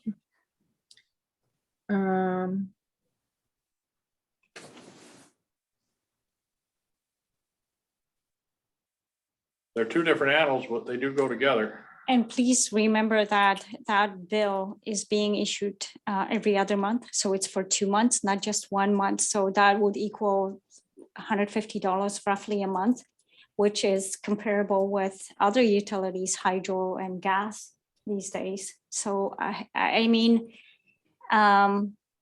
for one-time bill, yes, it is a lot of money, but we are offering different option plans for our residents. We offer equal billing plan, but it's just, I'm not sure if the word's gonna go out. We will be advertising for that. If there's any way the municipality assist our residents, budget their water bills. And so they don't fall behind. We're there for them. They just have to basically pick up the phone and call us, and we'll try to, accommodate as much as we can.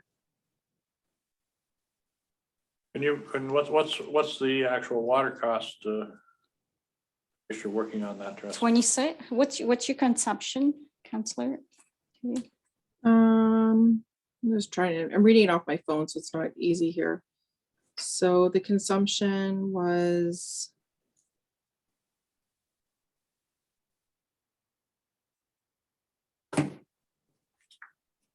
Yeah, I just divided the whole bill out is what I did and got the 340.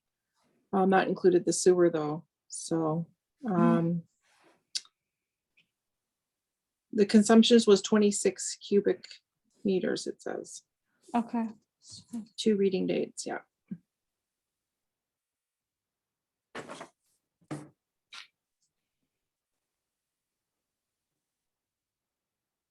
And I'm a family of 5. So her bill. So the consumption rate, it's $1.58 per Very cubic low. meter times 26 is, so your consumption is $41.08 plus the flat bi-monthly service charge 42. of Yeah. 42, so 80, 85 kind of dollar range, up to $85, yeah. So that for Yeah, 2 that's months or 1 month? Just for 2 months. That's For for 2 2 months. months. It's very low, I think, but I know, It's low, but yeah, for residents that are on sewer and water, yes, the bill does make a difference, but what the cost of water is not. People have to realise there's I'm a on- cost I'm to on both maintain sewer and these water. things. I have both sewer and water, yeah. Why don't we circle back and come to this at the February meeting? Sure. I think that,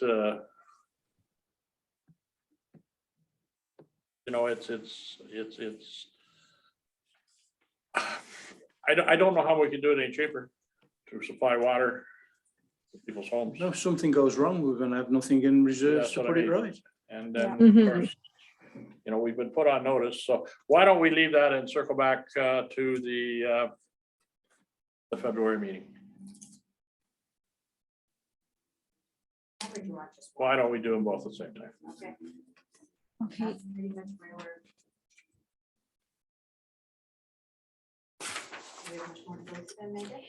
The only thing I should just mention that in the past, sewage rate was calculated as a percentage.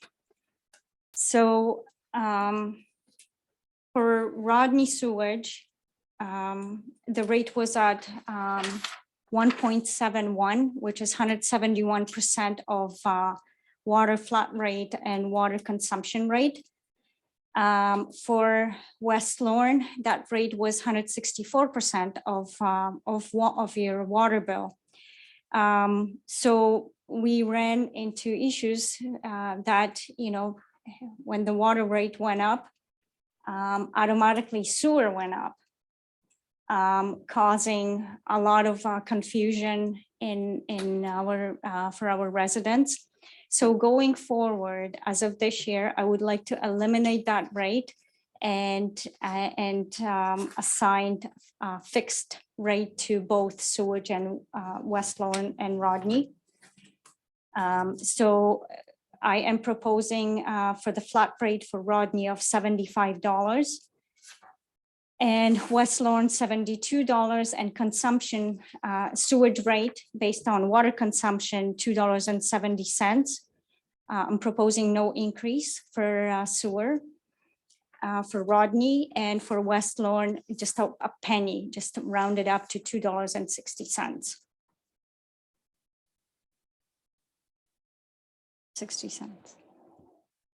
So that's we're going to discuss that further maybe at the next council meeting, but I just want to bring that to council's attention, that to see if there is any appetite for that change. So do we have an average water consumption rate for people? Yes, so for the family of 3, average consumption rate for 2 months is 42 cubic meters. Okay. So what would that be as an increase? So that overall increase for water and How much would it add to the bill? $9, roughly $9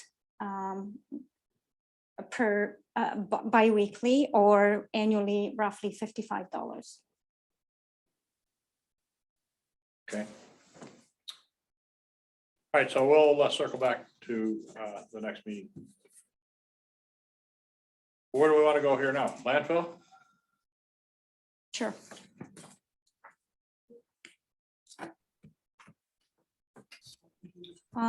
Go ahead, Lee.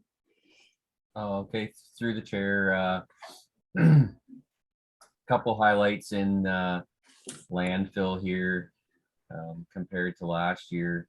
So you'll see under the revenue side of things for Stewardship Ontario, that's recycling. That's our recycling program. We complete a data call every year in the spring, and through that information, Stewardship Ontario, they set the revenue for the following year. So based on those numbers, so this year we're going to be receiving 2022. We're going to be receiving 71,000. So that's you know, about a $25,000 increase over 2021. So that's great news. And the other good news is our recycling that so through our recycling all goes to the London MRF. They process that and then they sell the recycling. And then as a member of that London MRF, we receive part of that revenue. So that is up this year, or it started coming up in 2021, and we see that trend continuing. So that's good news for the revenue side of our recycling as well. On the expense side, recycling expense is obviously the cost of us transporting recycling from the transfer station to London. On the downside, the expenses, obviously with wages of the contractor that operates the MRF, London's expenses are going up. So as a member, we also get a share of that additional expense as well. We will not be receiving, or you will not see anything in the line item anymore for our household hazardous waste day. As council remembers, last year we opted to become a part of the London Recycling Center. So our hazardous waste goes there now. So that new line, that hazardous waste day, now becomes the depot in St. Thomas. So that's the approximate cost of our membership per year is about $6,500. Garbage and recycling collection contracts have gone up, just cost of living increase there over last year. Wages are going to remain fairly consistent over 2021. Our disposal at Green Lane, based on our tonnage, a small increase there. That's just a yearly increase for disposal fees, but we expect our tonnages to remain the same, and obviously anything we can do to decrease that as far as recycling goes means less in disposal fees as well. The 37.5 is the expected contract with Blumetric for 2022 monitoring. And then I think, Magda, you can explain where the 50,000 comes in there, the transfer from reserves. Yes, so with the changes that we have implemented last year, the cost of running a landfill, or for the landfill department, has increased significantly.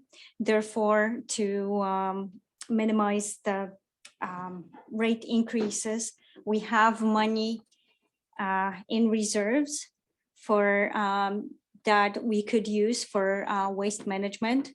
Currently, we have $87,000, and I recommend that we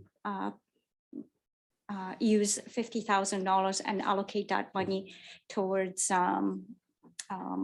rate to eliminate rate increases.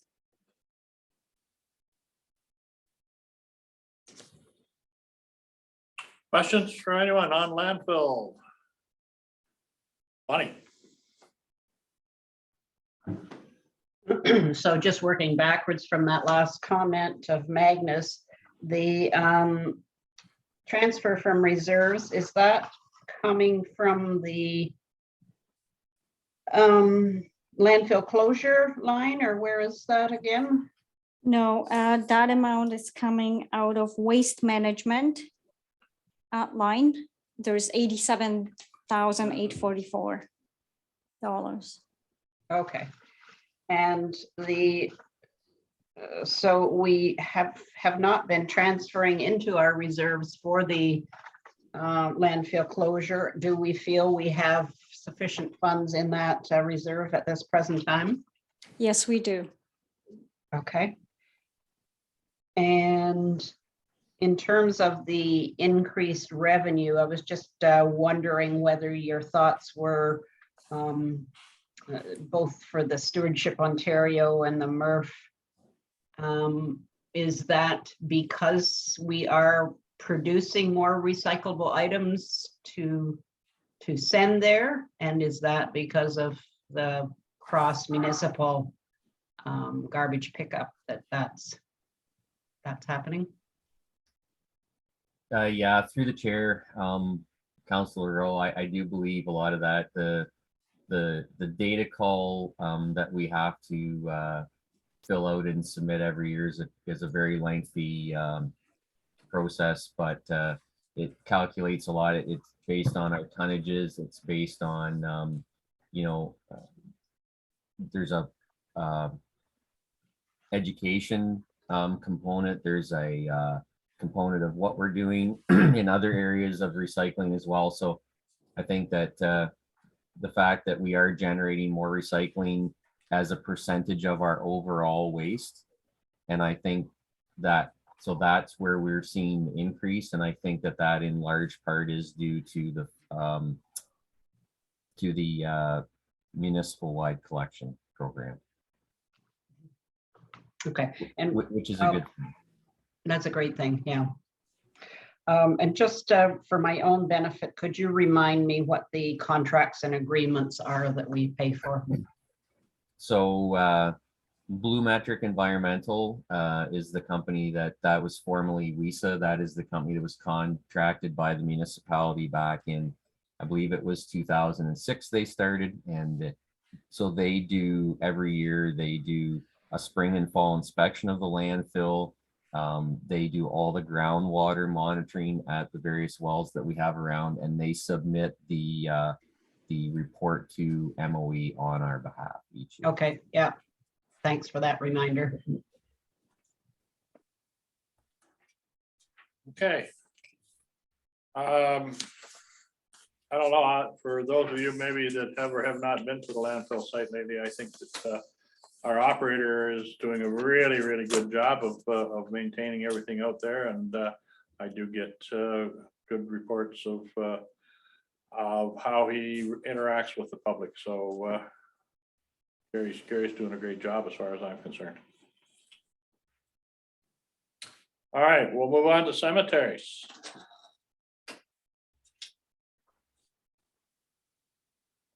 Certainly not a big item. I think that one thing that has been brought to my attention, maybe I mentioned around here, that the Fleming Cemetery down, well, our first settlers in this area, I did have the opportunity to go and visually inspect the Fleming Cemetery. It's not had much care over a good number of years, and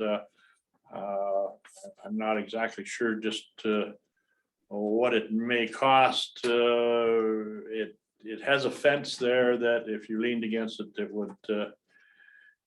it would fall down, and there are cattle that are prevalent in that area that could get in and do a significant amount of damage to the 225-year-old tombstone. So I think that it's something that we need to keep an eye on, and I know that working with Bacchus Page that there could be some money that's necessary to be spent there over the next little while. I don't think it's a significant amount, but as the under the Cemeteries Act, that cemetery is the responsibility of this municipality to maintain and keep safe from any damage that may or may not be done to it. So just a consideration as we move forward and think maybe in our grant lines or something like that, that we might consider some dollars towards that cemetery. And we need to kind of get a cost estimate of how much it would be to refence it and do a basic cleanup, because certainly it is abandoned and certainly not reflective of care and maintenance to the historical value of those people that are buried there. Yes, Bonnie. Yes, I also had a look at that line and see that we aren't spending very much on cemetery upkeep. And personally, we did have a bit of a conversation about this in past council meetings, and I personally was surprised to hear that there are, what, 8 or something cemeteries that we're responsible for in our municipality. I would love to have a list of where those are and how they're being maintained at this present time. I understand that a number of citizens near those cemeteries are doing maintenance, and that's wonderful, but it would be really good from my perspective to know how that's all happening. And yes, I do feel that we should be considering some funds for the Fleming Cemetery, given that there is a celebration that's expected to happen there this year. Okay, well, thank you for that, Bonnie. I know that at one time in the municipality here, we did have someone that went out, was responsible for inspection of all the cemeteries that we were responsible for, and a report was submitted to council. Well, that's the way it used to be. Adam Byers was the cemetery inspector. He went around all of them and visually looked at them and come back with a report of yes, the fence is in good shape. Yes, this is good. That's good. There's no hazards. There's no potential liability. So maybe that is something that we might want to consider going forward too. So All right. technically, the cemeteries do fall under my area. Basically, I have to do a report once a year, and yeah, we haven't, from all of the research I have, and which took me a little while to find the stuff, nothing has been looked at or touched in years. So if council wants, I can go out. Obviously, I'm not going to go out in -20, but when the spring thaw comes, I can go and do something like that and see what type of maintenance is needed. Yeah, I do know the list, the cemeteries that we technically maintain, and I can bring that back to February 3rd. Unfortunately, I'd tell you now, but my computer died. I didn't bring my charger, unfortunately. So, yeah, we can would you like us to do a report like that back? Would you like something like that? Well, personally, I'm just wondering whether we're allocating sufficient funds in this line is my idea. Technically, we do not have a care and maintenance fund, and legally we are supposed to. And it just, so we never did. So basically, we kept the cost for the cemeteries to minimum. We never did any assessments on the cemeteries. However, if this is something that council would like staff to do, and if there is a significant cost associated with the upkeep of the cemeteries that have to be done, I would recommend that we have contingency reserves. So if there is a significant cost down the road associated with the cemeteries and maintenance, we can potentially use our reserves for that purpose. I think in this situation that we can't make any specific, or give Magda any specific direction until we do that assessment. That's right. To actually know what the situation is. And once that is done, then, you know, we can put a little more meat on the bones of what should and shouldn't be done. But as Magda says, we do have a pot of money that if there's something that is immediately necessary, that can be taken care of. And then we can reassess the cemetery budget going into our next budgetary process next year. Teresa.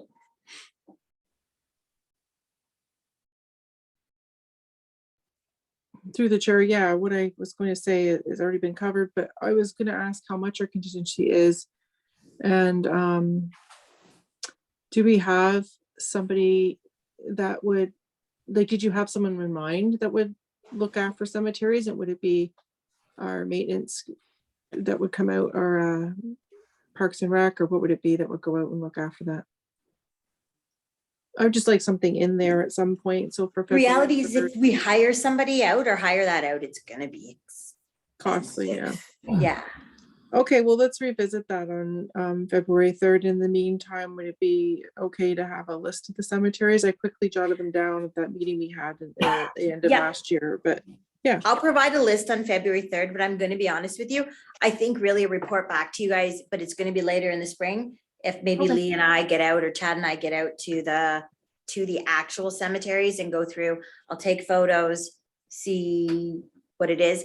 And, you know, maybe going forward, like Magda said, we have the contingency, but maybe in future budgeting, we actually really should have a care and maintenance fund, and it will be something that we move forward with in the future, but the contingency plan will cover it. For now, there's $456,000 in there. If we spend that much on cemeteries, there's Oh a my. real problem.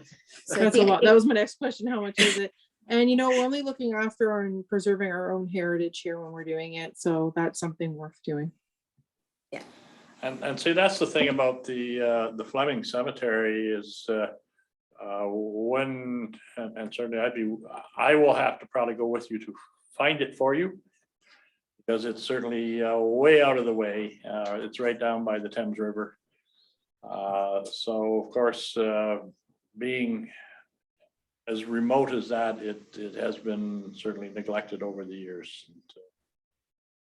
So yeah, let's just kind of, I guess the big thing today is we have brought awareness to something that maybe needs a little bit more attention, and we can work away that as we move forward. Okay, what's next? Arena?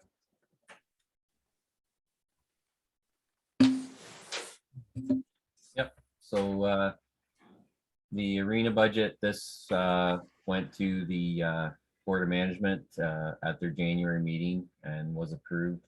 I think just a couple of highlights here. Obviously, on the revenue side, we were hoping for a full year this year, but that didn't happen with the closure of the arena in early January.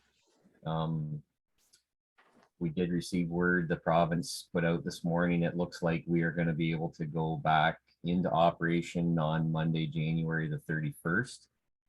So we're going to have to reach out to the user groups now of the arena and, you know, see what that's going to do if we can extend the season a little bit to make up for these weeks that we lost in January. But hopefully by the time fall rolls around, we'll be in a position where we can, it will be business as usual. We'll keep our fingers crossed. The other thing there is on the wages side, it looks higher obviously compared to 2021, but obviously we missed a lot of time in 21. So the staff time was diverted to other areas within the Parks and Rec department, which is lower. So we were banking on a full season in 2022. So that number is obviously going to be a little bit lower, but that's the difference there. And then on the capital side, we are planning on completing the two projects that were deferred from last year.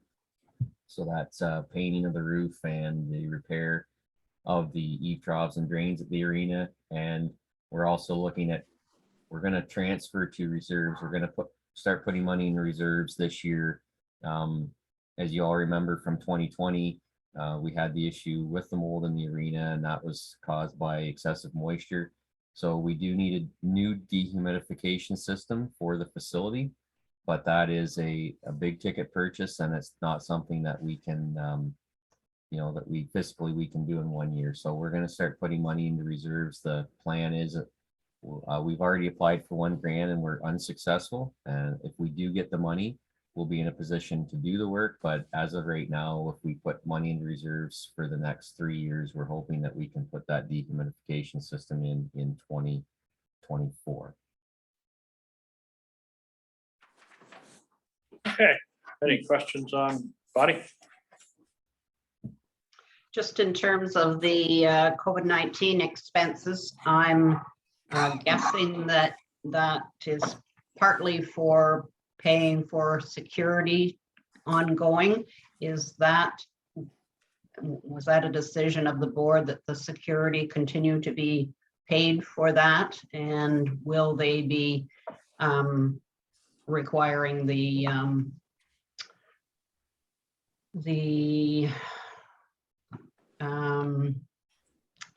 non-paper version, I guess is what I'm trying to remember how to say it, but the scanned version of the vaccine certificate? Yes, so through the chair, Council Rowe, yes, that COVID-19 money expense is for security. That was working the door at the arena, doing the COVID screening, and obviously we had planned that 12,000 that was budgeted for was to cover security costs, which the board approved through at least through the end of this till spring. And so that obviously now, depending on what happens with our season, if we lengthen it or if it stays the same, that could be slightly lower. And to answer your second question, yes, we will continue with them if the arena reopens, and yes, under the regulation, we will be required to take the QR code or the electronic copy of their passport to be able to enter the facility.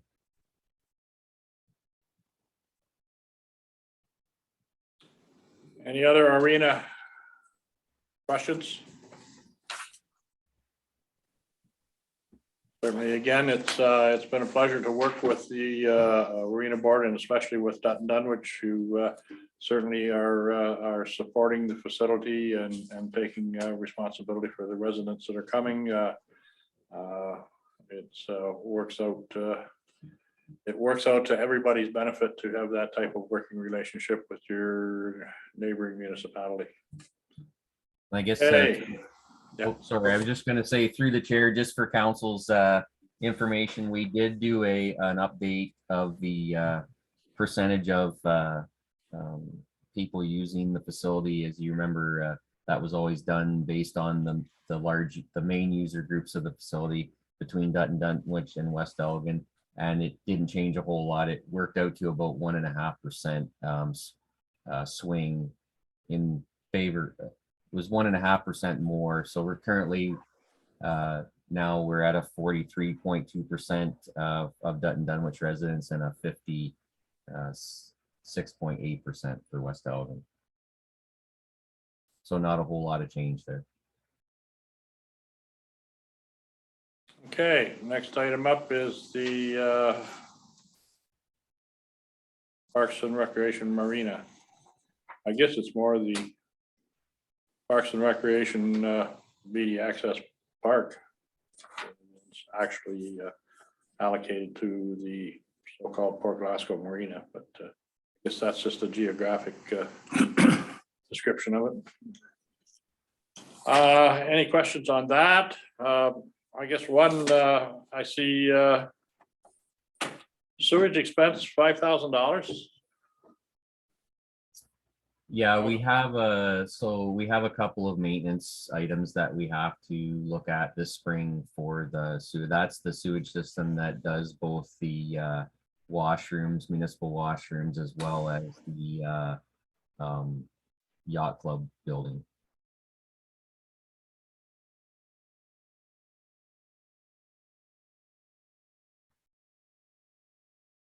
I did have a discussion with Rick McFadden yesterday, and they're working on Ontario Hydro for quite a sizable grant to improve the lighting down there. So it's something that will be coming to council for our approval or participation in. I don't think there is any cost going to be associated to the municipality for that, but I think that for security reasons, it probably will improve the area quite dramatically. So we'll wait and what they're proposing. Yes, Bonnie? The one question I had was with regard to erosion control. I understood that those blocks that are waiting down there were planned to go into the West Pier. Is that not still a project that we are planning once approvals are received? Through the chair, I think there needs to be some discussion around, we've talked about this over the last few months about what West Elgin's role is going to be in the work that's completed down at the marina. And there was a meeting held in the fall where there was supposed to be a work plan put in place for that area and use of those blocks. And as of the creation of the budget, municipal staff have not heard anything back from the people that were working on that. So it's hard to, I think we need to have the discussion about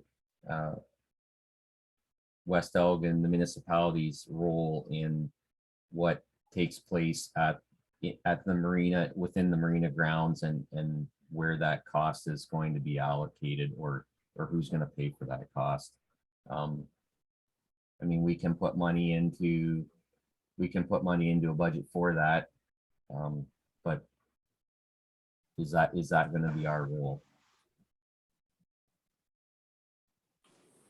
Okay, well, we suggested that we need to request a meeting with council from some members of the yacht club.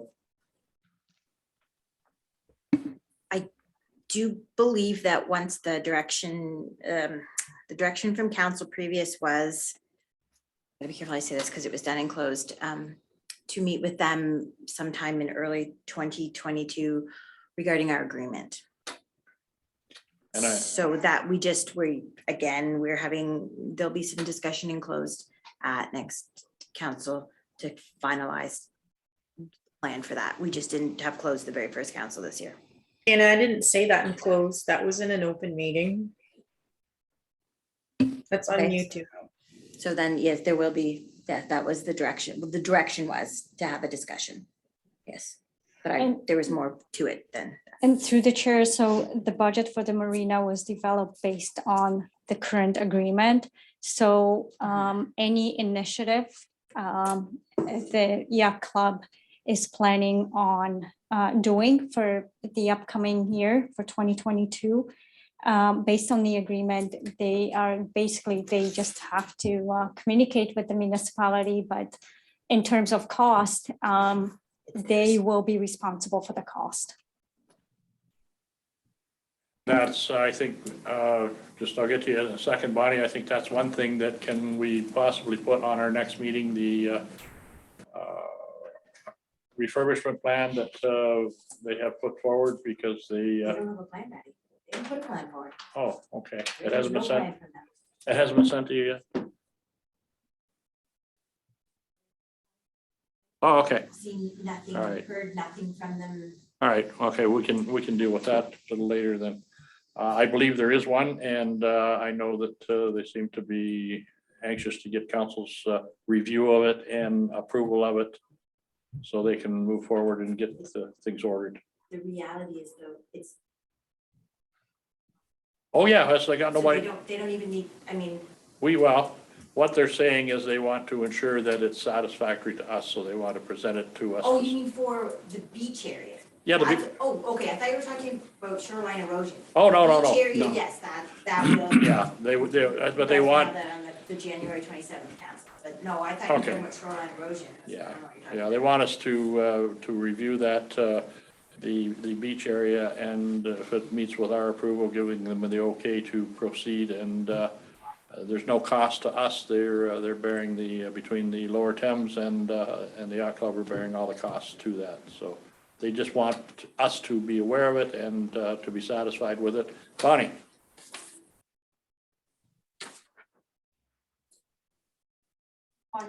Bonnie, you're muted. I think we're getting a little confused here as to what the topic is. And yes, maybe it is reflected in the current agreement that causes that confusion, but I was talking about shoreline erosion control on our land to the west of the beach. We had talked about this. I understood that we had spoken to Lower Thames to get a permission for this work. And I'm just trying to elicit whether that work has been put on hold, or are we still continuing with that plan? Yeah, I'm just a little confused about that particular project. The rest of the work, the beach area that the marina has been working on, that's a separate topic from my perspective. I guess the best that we can do, and as Lee and Jana have said, we have not heard any response back from them, as they were going to take the lead role on putting something together for us to look at. That hasn't taken place, so we'll put a bug in their ear just to ask them, where is that? And we'll report back at the next time we're together. Actually, sure, I think you're confused. From what I'm getting from Bonnie was the work that we had started previous, and that would be something Lee would have to speak to. It doesn't relate to the marina. I think it was just a line item in the marina budget previous, correct, Bonnie? You're talking about shoreline that protects more the trailer park shoreline, that type of stuff, correct? Yeah, I'm talking about a completion of the work we've done over the last 4 years in terms of rebuilding out the piers. We did the several areas to the east of the marina, and the one area to the west of the beach was being considered. And I thought we were working toward that. So has that changed, Lee?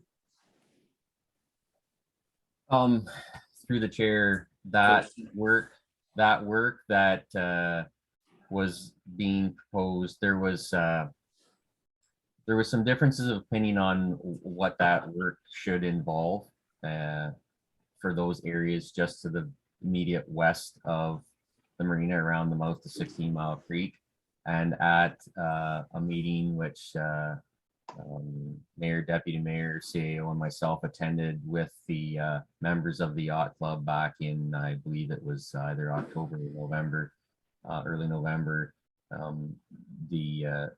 The yacht club had somebody that specialized in that, and they had at that time offered to take the lead in developing a plan for that area.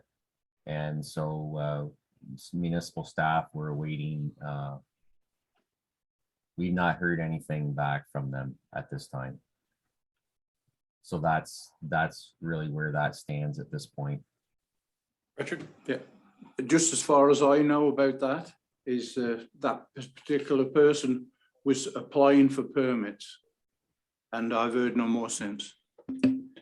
But getting back to the erosion situation east of the marina to the Old Boys Park, that area and the piers that are down there, in your estimation, Lee, is that project, do you feel has been completed to your satisfaction? The areas to the east, yes, from the marina down along the lake bank to below the trailer park. I would call that substantially completed. We do have some material down there that, we'll reassess in the spring. I think that's one of those things that a project like that, especially with erosion along the lake, I would never call it fully completed, because I think that that's something that we're going to have to continually maintain over the years. But I would say, based on the work that we've done over the last couple of years, that area is substantially completed. Yes. Okay, so the outstanding issue, two things. There will not be money required in this budget to complete anything protecting our property east of the yacht club proper. What's left outstanding is waiting and receiving a plan from the individual at the club that was going to submit that to you. So I guess we just set that in abeyance until such time as more information comes forward.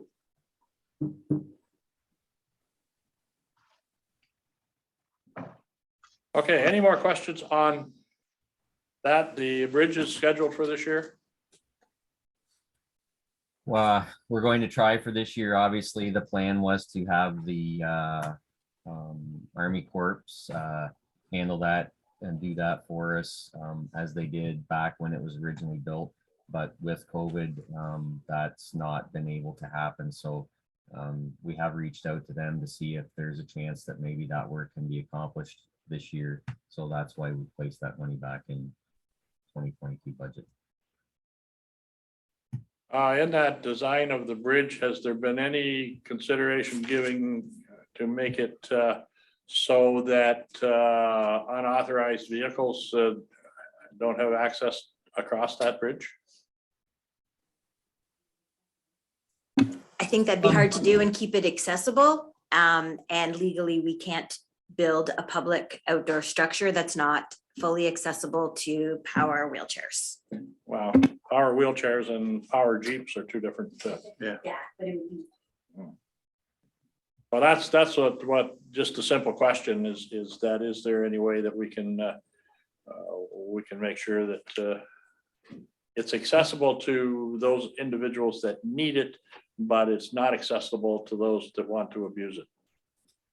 Correct. And I think that having the discussion with our recreation supervisor who handles that down there area, staff are going to have to look at something that is more permanent in its, because we have done things in the past, like putting those large concrete curbs, parking curbs. We've placed them at a spacing that would allow, obviously, accessibility, but would prevent larger motorized vehicles from using that facility. And we find that surprisingly enough, those large concrete barrier curbs are getting moved, and so we have to look at something that maybe is a little bit more permanent. You need larger concrete barriers. The other thing that I think is important too, because that is a kind of an out of the way place, and I know that the yacht club have utilized their security surveillance, and they have, I believe, they have barred people from their property because they were caught on tape doing things that they shouldn't be doing. So maybe that's something that we should be looking into a little farther with the yacht club to see if we can enhance their system, or they can enhance their system to take a look at our property to make sure that things are not, nothing nefarious is going on. And if it is, we can maybe identify the individuals that are doing it. Bonnie, you had a question coming.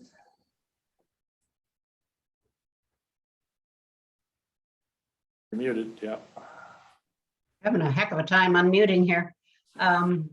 I just wanted to clarify that I really feel as though we need to put something into our budget for shoreline protection before we finalize the budget. It may or may not be used, but if it's not there, then it will not happen. So that I'm just going to say that, and that's my feeling on it. And the other question, I wondered if there was any plan to take the blue flag sign down.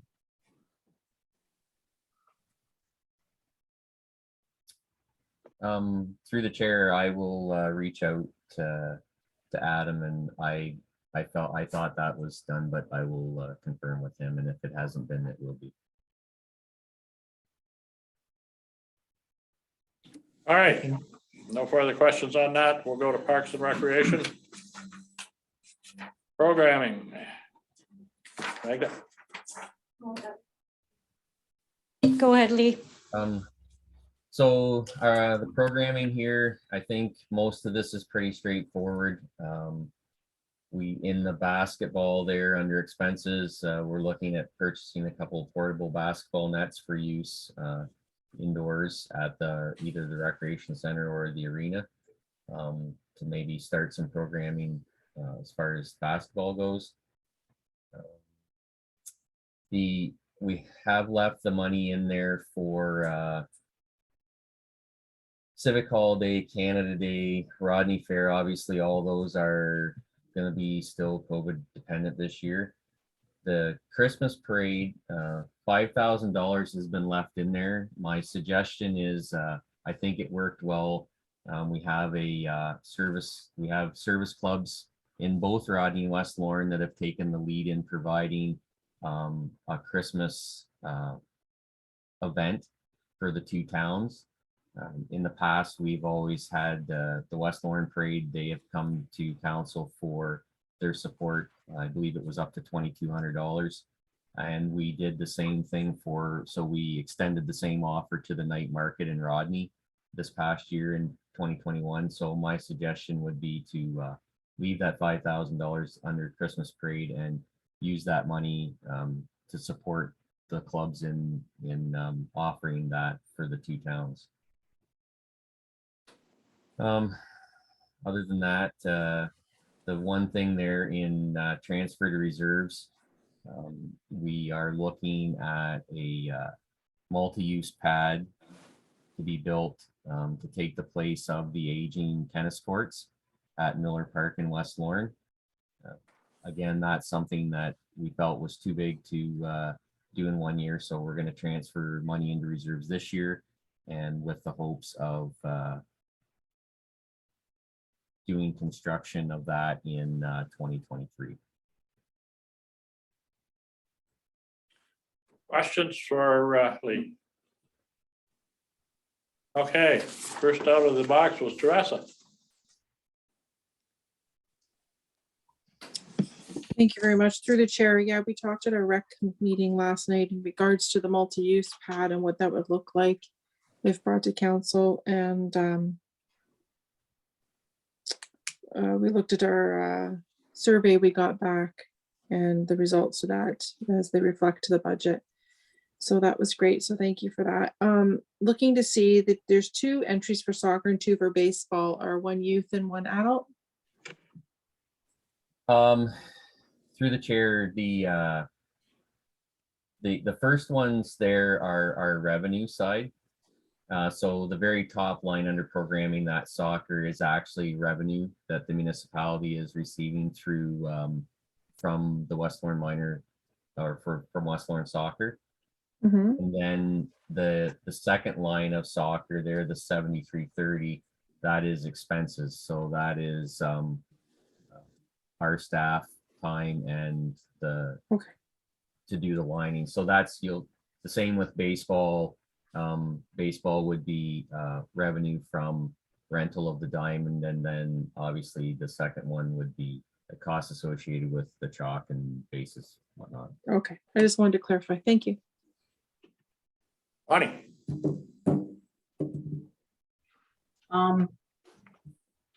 2 questions. I wondered why there wasn't any revenue for day camp, but I think I've answered that question in my mind. The revenue goes through the Dutton Cooperative Childcare. Is that correct? That's correct. So that day camp line was utilized back when West Elgin ran the programming on our own, and in the last couple of years now, the Dutton organization has run that camp. Okay.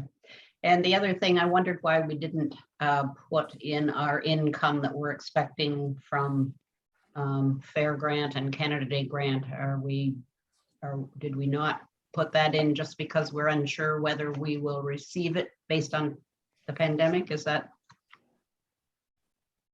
No, that income, I can answer that question. That income is captured on your main page of the budget under grants. There's Canada Day and then student as well.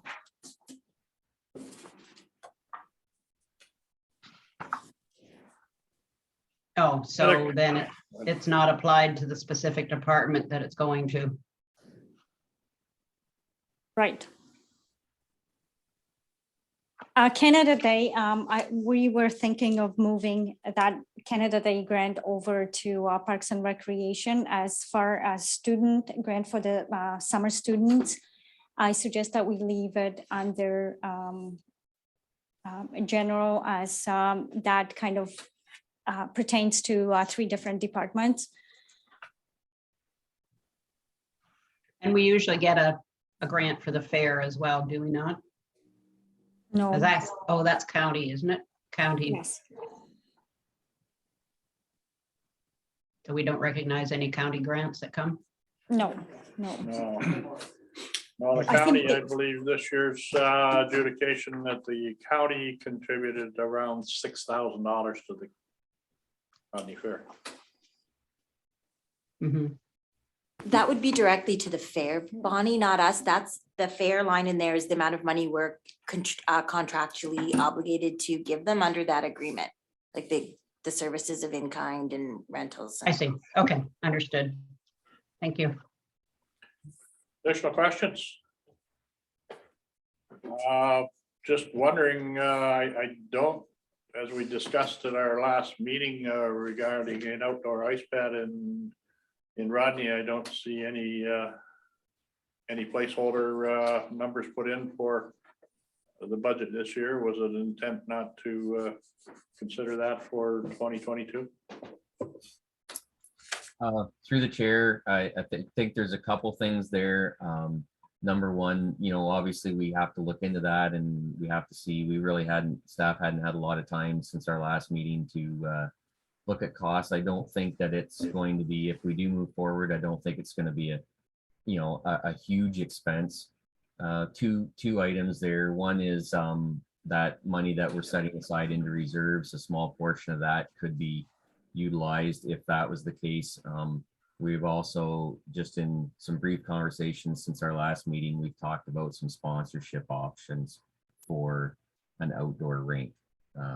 So we didn't put a specific placeholder in for that, but I feel that if that does go forward for the 2022-2023 season, that we can make funds available for that. Okay. Are we done with recreation?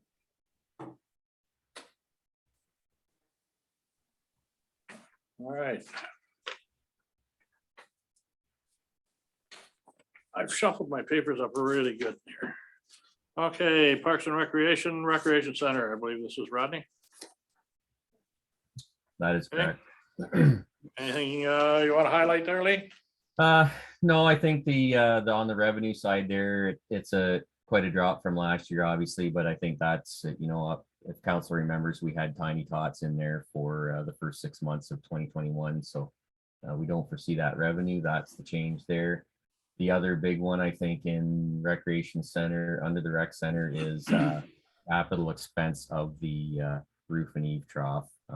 We do have there, with the rains there last year, we did notice a couple of areas that we're having issues with on the roof. So we have obtained some pricing, and we look to get that work done this year. In the capital forecast, you'll see that there's money there for the replacement of the ceiling in the Rec Center. But obviously we've pushed that off, as we want to make sure that what's above it is in good shape first before we fix the ceiling. Questions on that? Okay. Well, just on the Rec Center, I know that there's some ongoing discussions regarding the reshaping the gates and whatnot at the park? Are we at a point that we need to put a placeholder in that for that type of work, or is that something that maybe can go through the planning stages for this year and be in a better position to look at actual little money in the budget for next year? Yes, I think that that's probably a wise idea, and the same with the outdoor rink. I think that there's some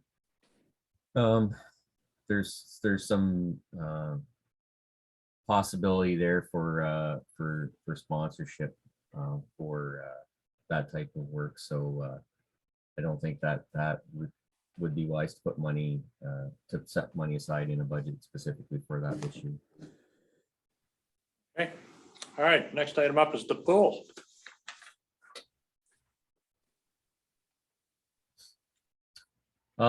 So for the pool, like I said, this is all dependent on what happens. Obviously, with pandemic related issues, we are right now we have budgeted for a more normal year with a full slate of swimming lessons and hopefully a full slate of staff. We did get out in December with our ad for lifeguards, and so far it's been we haven't received many, so we're working at trying to reach out to different places to see if we can get the word out on that. I think that's going to be one of our challenges, to be quite honest, this year, is probably more so staffing than what we're able to offer with the staff that we have versus what we're able to offer due to COVID. But as far as the budget's concerned, we put in for a normal year, and we made a couple of minor repairs to the liner last year, which helped, but there are some more work to be done this year on the tile that goes at the top of the liner just around the edge of the pool. Those tile are getting to be in bad shape and they need to be replaced. So that's what the capital is there, is for the remainder of the liner repair and to replace those tile. Questions on the pool?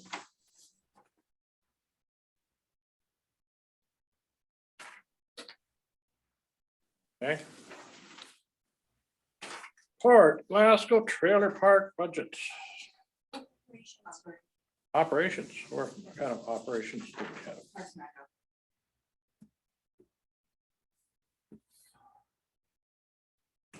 Oh, okay, operations. See, I shuffled my papers over the sequence. Hey, Lee. Yep, so operations on the revenue side there, I didn't put anything in for hanging basket donations for this year. I know last year we didn't have much, and that was in large part due to the fact that we didn't have light poles in Rodney. So we're hoping that we can get that program back up and going for this year, but I didn't allow for anything in the budget. I think other than that, it's a pretty standard as far as our operations go. That's mainly for our Parks and Rec staff to keep the grass cut and keep the facilities all in good shape. The two capital items that you'll see there at the bottom of that, I have allowed for $50,000 for this year to purchase new Christmas decorations for both Rodney and West Lorne. And we have one, the finishing mower that Parks and Rec use for cutting the grass in the big open spaces is getting up there in age, and we're looking to replace that this year as well. Questions?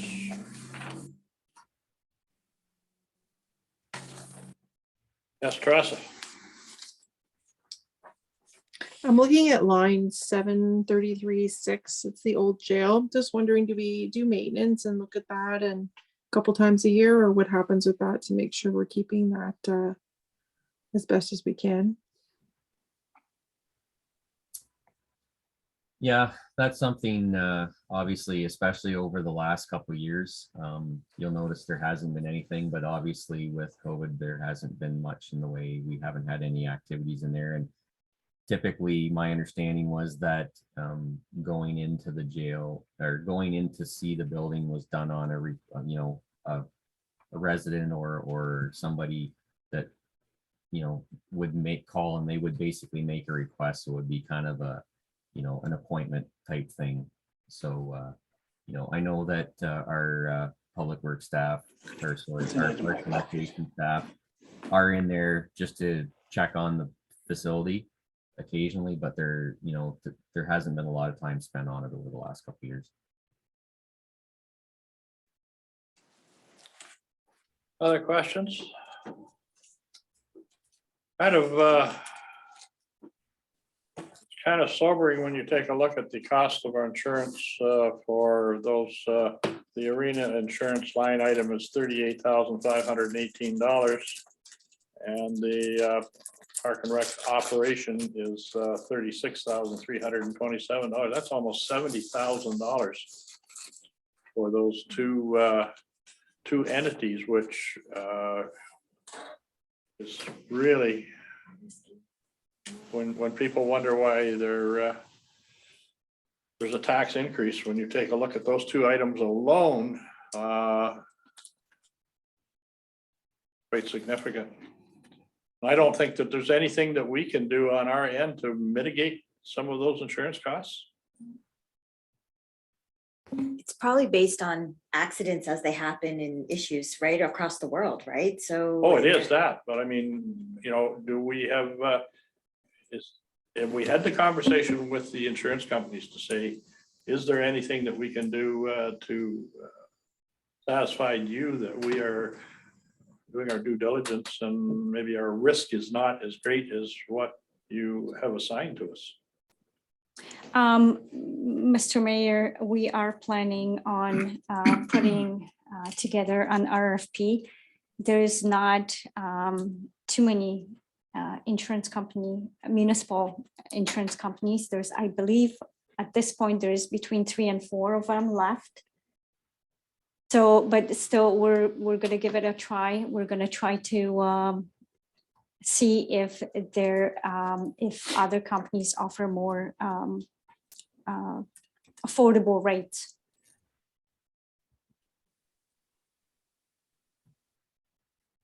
So are we bound to, with the arena, are we bound to deal with a municipal insurance company? Can we hive that off and say, go to West Ogden Mutual and say, here's our situation with liability and No, unfortunately, we can't. It has to be all under one umbrella. It's the. Wow. Okay. Anything else on operations? Seeing none, Port Glasgow Trailer Park. Yeah, so through the chair, you'll see on the revenue side there, we've made slight adjustments for the seasonal camp fees and the transient camp fees based on the 2022 fees and charges, the increase within the 2022 fees and charges. Other than that, through the operating expenses are going to remain relatively the same. I don't think that there's anything there that's going to jump out. The equipment purchase, we replaced last year, we replaced the 4 washers and 2 dryers.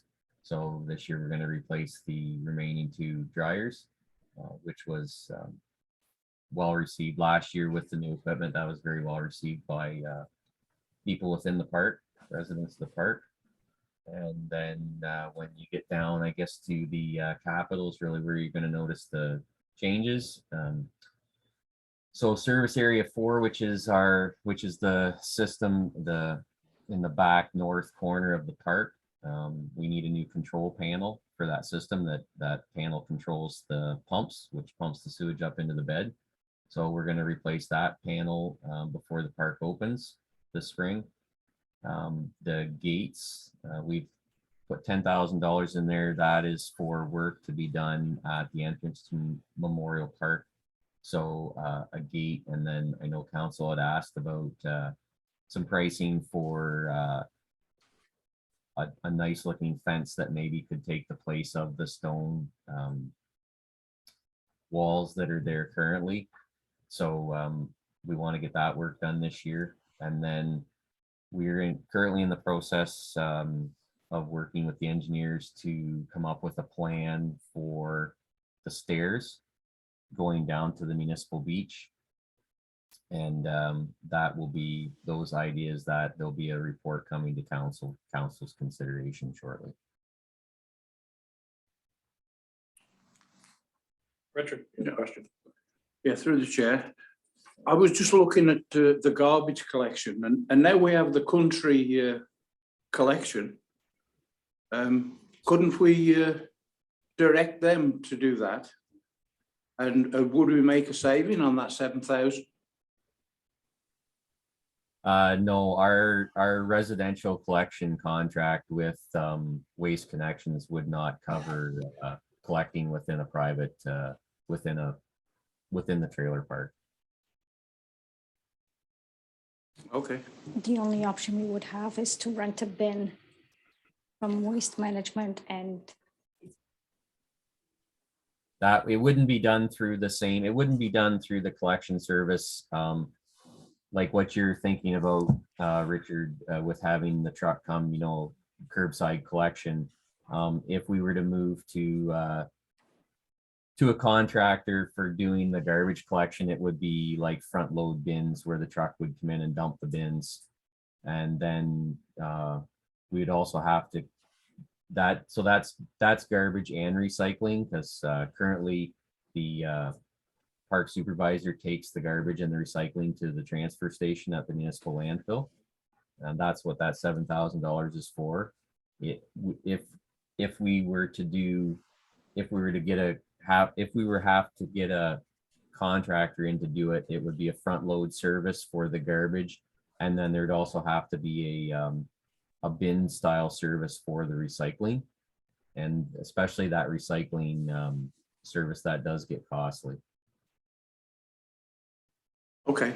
I just thought, I didn't realize that. I just thought our country garbage collection on a weekly basis could have done it, but if they can't, if they're not allowed to go on the park, just leave it as it is.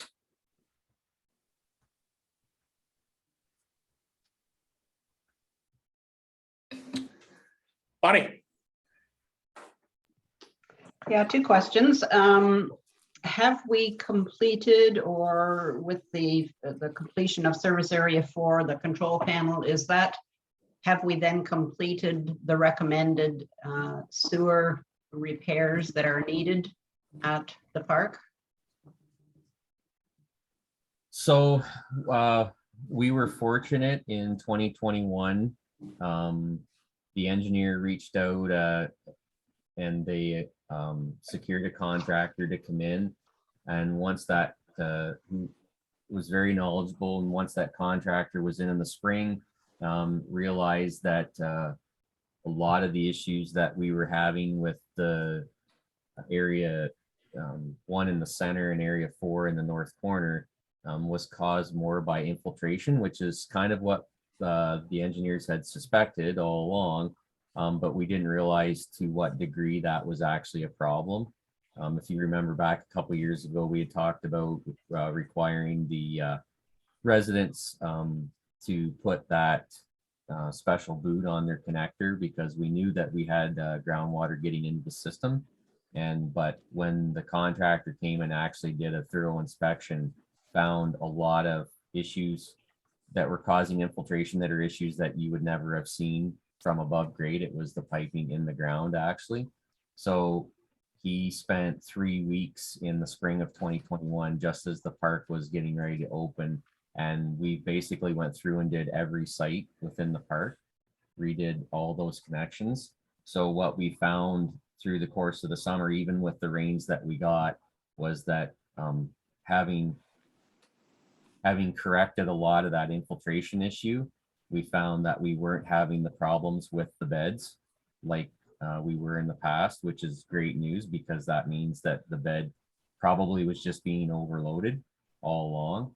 So I guess the short answer, Bonnie, is yes. If we, the work that we had contemplated for last year, really that control panel is kind of the last piece to that puzzle. That was something that that was something that the contractor noted when he was in that should be replaced. But certainly going forward, there is still going to be costs associated with the sewage at the park.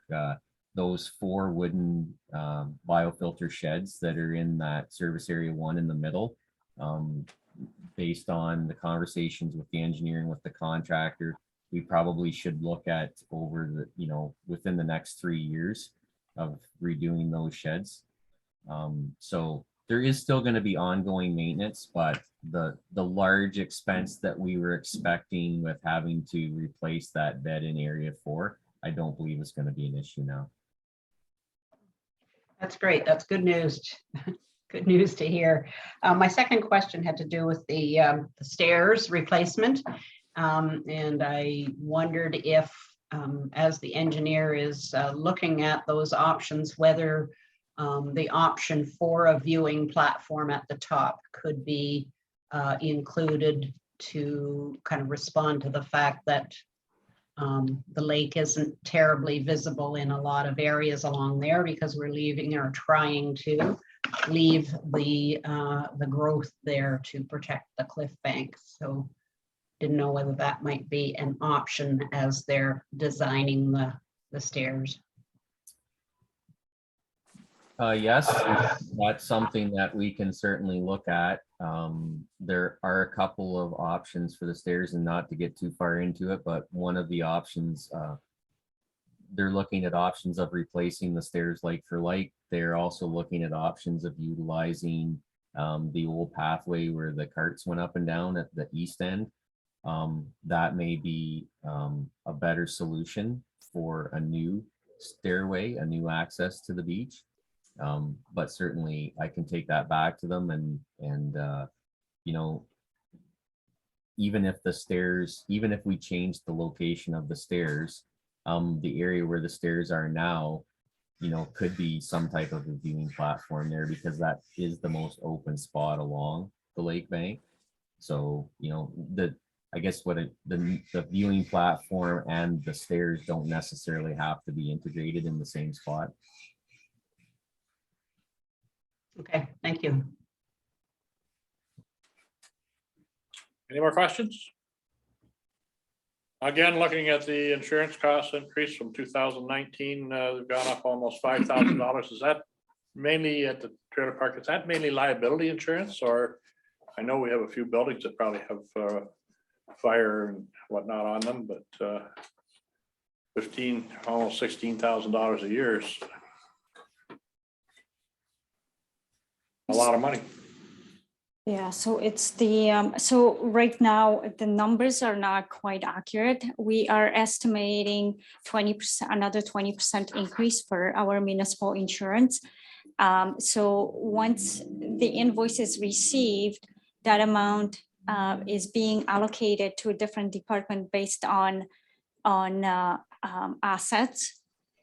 That's how we, so I'm not sure how accurate 20% indication is, but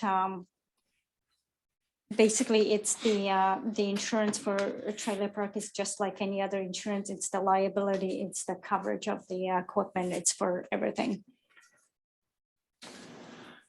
This is what it is. Anything more on Port Glasgow Trailer Park? We're getting towards the end. I think libraries are next. Yes, so there's not too many changes. There's a slight increase in revenue from the county for the libraries, both Rodney and West Lorne. So for Rodney Library, we're just anticipating small expense We are trying to fix the porch roof. That's gonna happen this year. We're not expecting any major repairs on the building in Rodney. As for West Lorne, last year we replaced the roof. So the actual cost for building repair and maintenance went significantly up. The overall cost in 2021 was $32,000.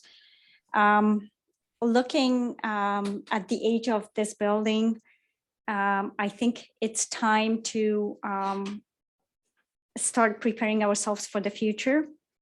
And as of 2022, I decided to move the surplus on West Lorne for the West Lorne complex into reserves that will prepare us for future upgrades to the building. The building right now, it's 25 years old, and I think it's time to put money into reserves to accommodate those changes and upgrades.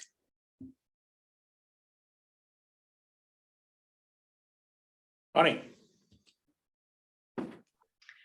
Why is there such a dramatic difference in the janitorial costs compared to other years? So last 2 years, actually in 2019, we have recruited a third-party company. We recruited them during COVID. We signed the agreement with them. So the cost automatically, number one, we hired them during pandemic. Extra cleaning was required. And of course, it was a private company. They supplied, they were able to supply their own equipment. And so we didn't have to carry it. Basically, we paid just for their service. Going forward, as of December, we hired a part-time employee, janitor, that will be taking care of all our facilities and buildings. But is that enough of an assignment to those two buildings? $500 for the whole year? It seems low. Oh, this is just the $500 is just for the supplies. The wages are being captured under wages transfer in. Oh, okay, gotcha. Thank you. I was a little confused about that too, but it's all straight now. Any more questions on libraries? Okay, seeing none. Planning. Planning, pretty straightforward. It's just as of March, we're gonna have a little transition period between our full-time planner with the one that will be leaving us. We contracted for the during mat leave. So as of 2022, as of March, early March, we will be billing Southwold for planning services as that position is being shared with Township of Southwold. Planning fees, we are hoping $20,000 in revenues, and wages. So wages of $69,000 cover our full-time planners' wages, and then at the same time, there's additional line item for planners' wages for under contracted services. So that's that would cover the wages of for January to March, plus the transition period for both of planners. And another item, transfer from reserves. So this is the cost of official plan. We have last year, we have money in reserves for the official plan updates of $50,000, and the remaining balance will be coming from tax rate stabilization reserves directed by council during 2021 budget negotiations. Questions? Seeing none.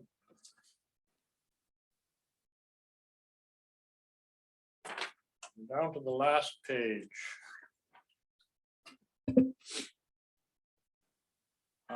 Economic development, I think that we've seen quite a improvement in economic development from the county. So certainly at this time, I don't think we need. Just to kind of reiterate with what the mayor is saying, we will be getting, it was announced that West Elgin, along with St. Thomas, will from the county be getting a Main Street Business Accelerator. We were selected as part of the program. So the county will be paying for it by sending a staff member out to West Elgin, basically 1 day a week to help with revitalization of our downtown cores. So that's our big, it's not going to cost us anything. Well, it costs through the county levy, I guess, but not directly to our budget. So that will be a big improvement for our economic development next year, which is why we don't need to spend, hopefully, a lot. They're going to help us out. There may be more to come in the future, but for now, that's where we're at. Yeah, so basically the county is at the early stages of hiring process. The person assigned to West Elgin we're going to try to put them in our office 1 day a week to familiarize themselves with the staff and the area. So at this point, I don't have any more details, but more information will be shared with council within the next couple of months. And we will be having Kate Burns, who's she's been on secondment to the Western Warden's Economic Development, and she's coming back to the county. So that's been a big plus for our organization. Bonnie, question? Yeah, I just was questioning why the amount that we have received in from Elgin incentives was lower than what we've paid out in 2021. Yeah, so 2021 is not finalized. Usually Elgin incentives revenue matches Elgin incentive expenses. Looks like there is one, there's something, whether it was a timing issue between 2022 and 2021, we still have to investigate that, but we're going to make sure that both amounts have net, it have zero balance on that. So. Okay, thanks. That's great. Any other questions on economic development? Okay, moving on to drains. Very straightforward. Every year we apply for grant for to cover municipal drain inspector wages. We're expecting $14,000 for 2022, and then wages, benefits, very straightforward. There's as you can see, vehicle expense was added, another line item. So that's to cover the cost of use of the truck. Any questions? Okay. Well, all right, guys. Well, I guess we've gone through the 2022 budget in its draft form. At this point in time, I hopefully that all your questions have been satisfied, but notwithstanding the fact that we'll be discussing it further. If you have any further thoughts or ideas at our council meeting in, It'll be the committee of the whole meeting on February 3rd. okay, So at that point, we'll be bringing back is the water, we'll discuss the water and Yep. sewage rates and council grants. okay. Certainly want to thank staff for their hard work in preparing and putting this budget together. I think you've done a pretty good job in what I would say are, unique times where things are certainly anything but normal. So certainly our thanks to all of you and to this council. As I mentioned to you at the start of the meeting, I'm very proud to have been able to serve with this group over the last number of years. I think we've all come a very long ways in our ability to manage the affairs for the people of West Elgin. So if I had a hat on, I would take it off to all of you people too. Okay, with that, do you want to have an adjournment? All right, we have, anybody else got anything else left to add? Seeing nothing, we do have a recommendation at West Elgin Committee of the Whole adjourns at 1:32. I apologize for taking you over your lunch hour to meet again at 9:30 a.m. on February 3rd, 2022, or at the call of the chair. Mover and seconder, moved by Cameron, seconded by Tellier, all in favor. That is carried. Have a great day, everyone, and I think we were supposed to have a meeting with the premier at 1 o'clock. No, 2 o'clock. Already happened, Which? the announcement. 11:30. Yeah, but he's got a conference call with all the mayors at 1 till 2, so. I don't know if I have the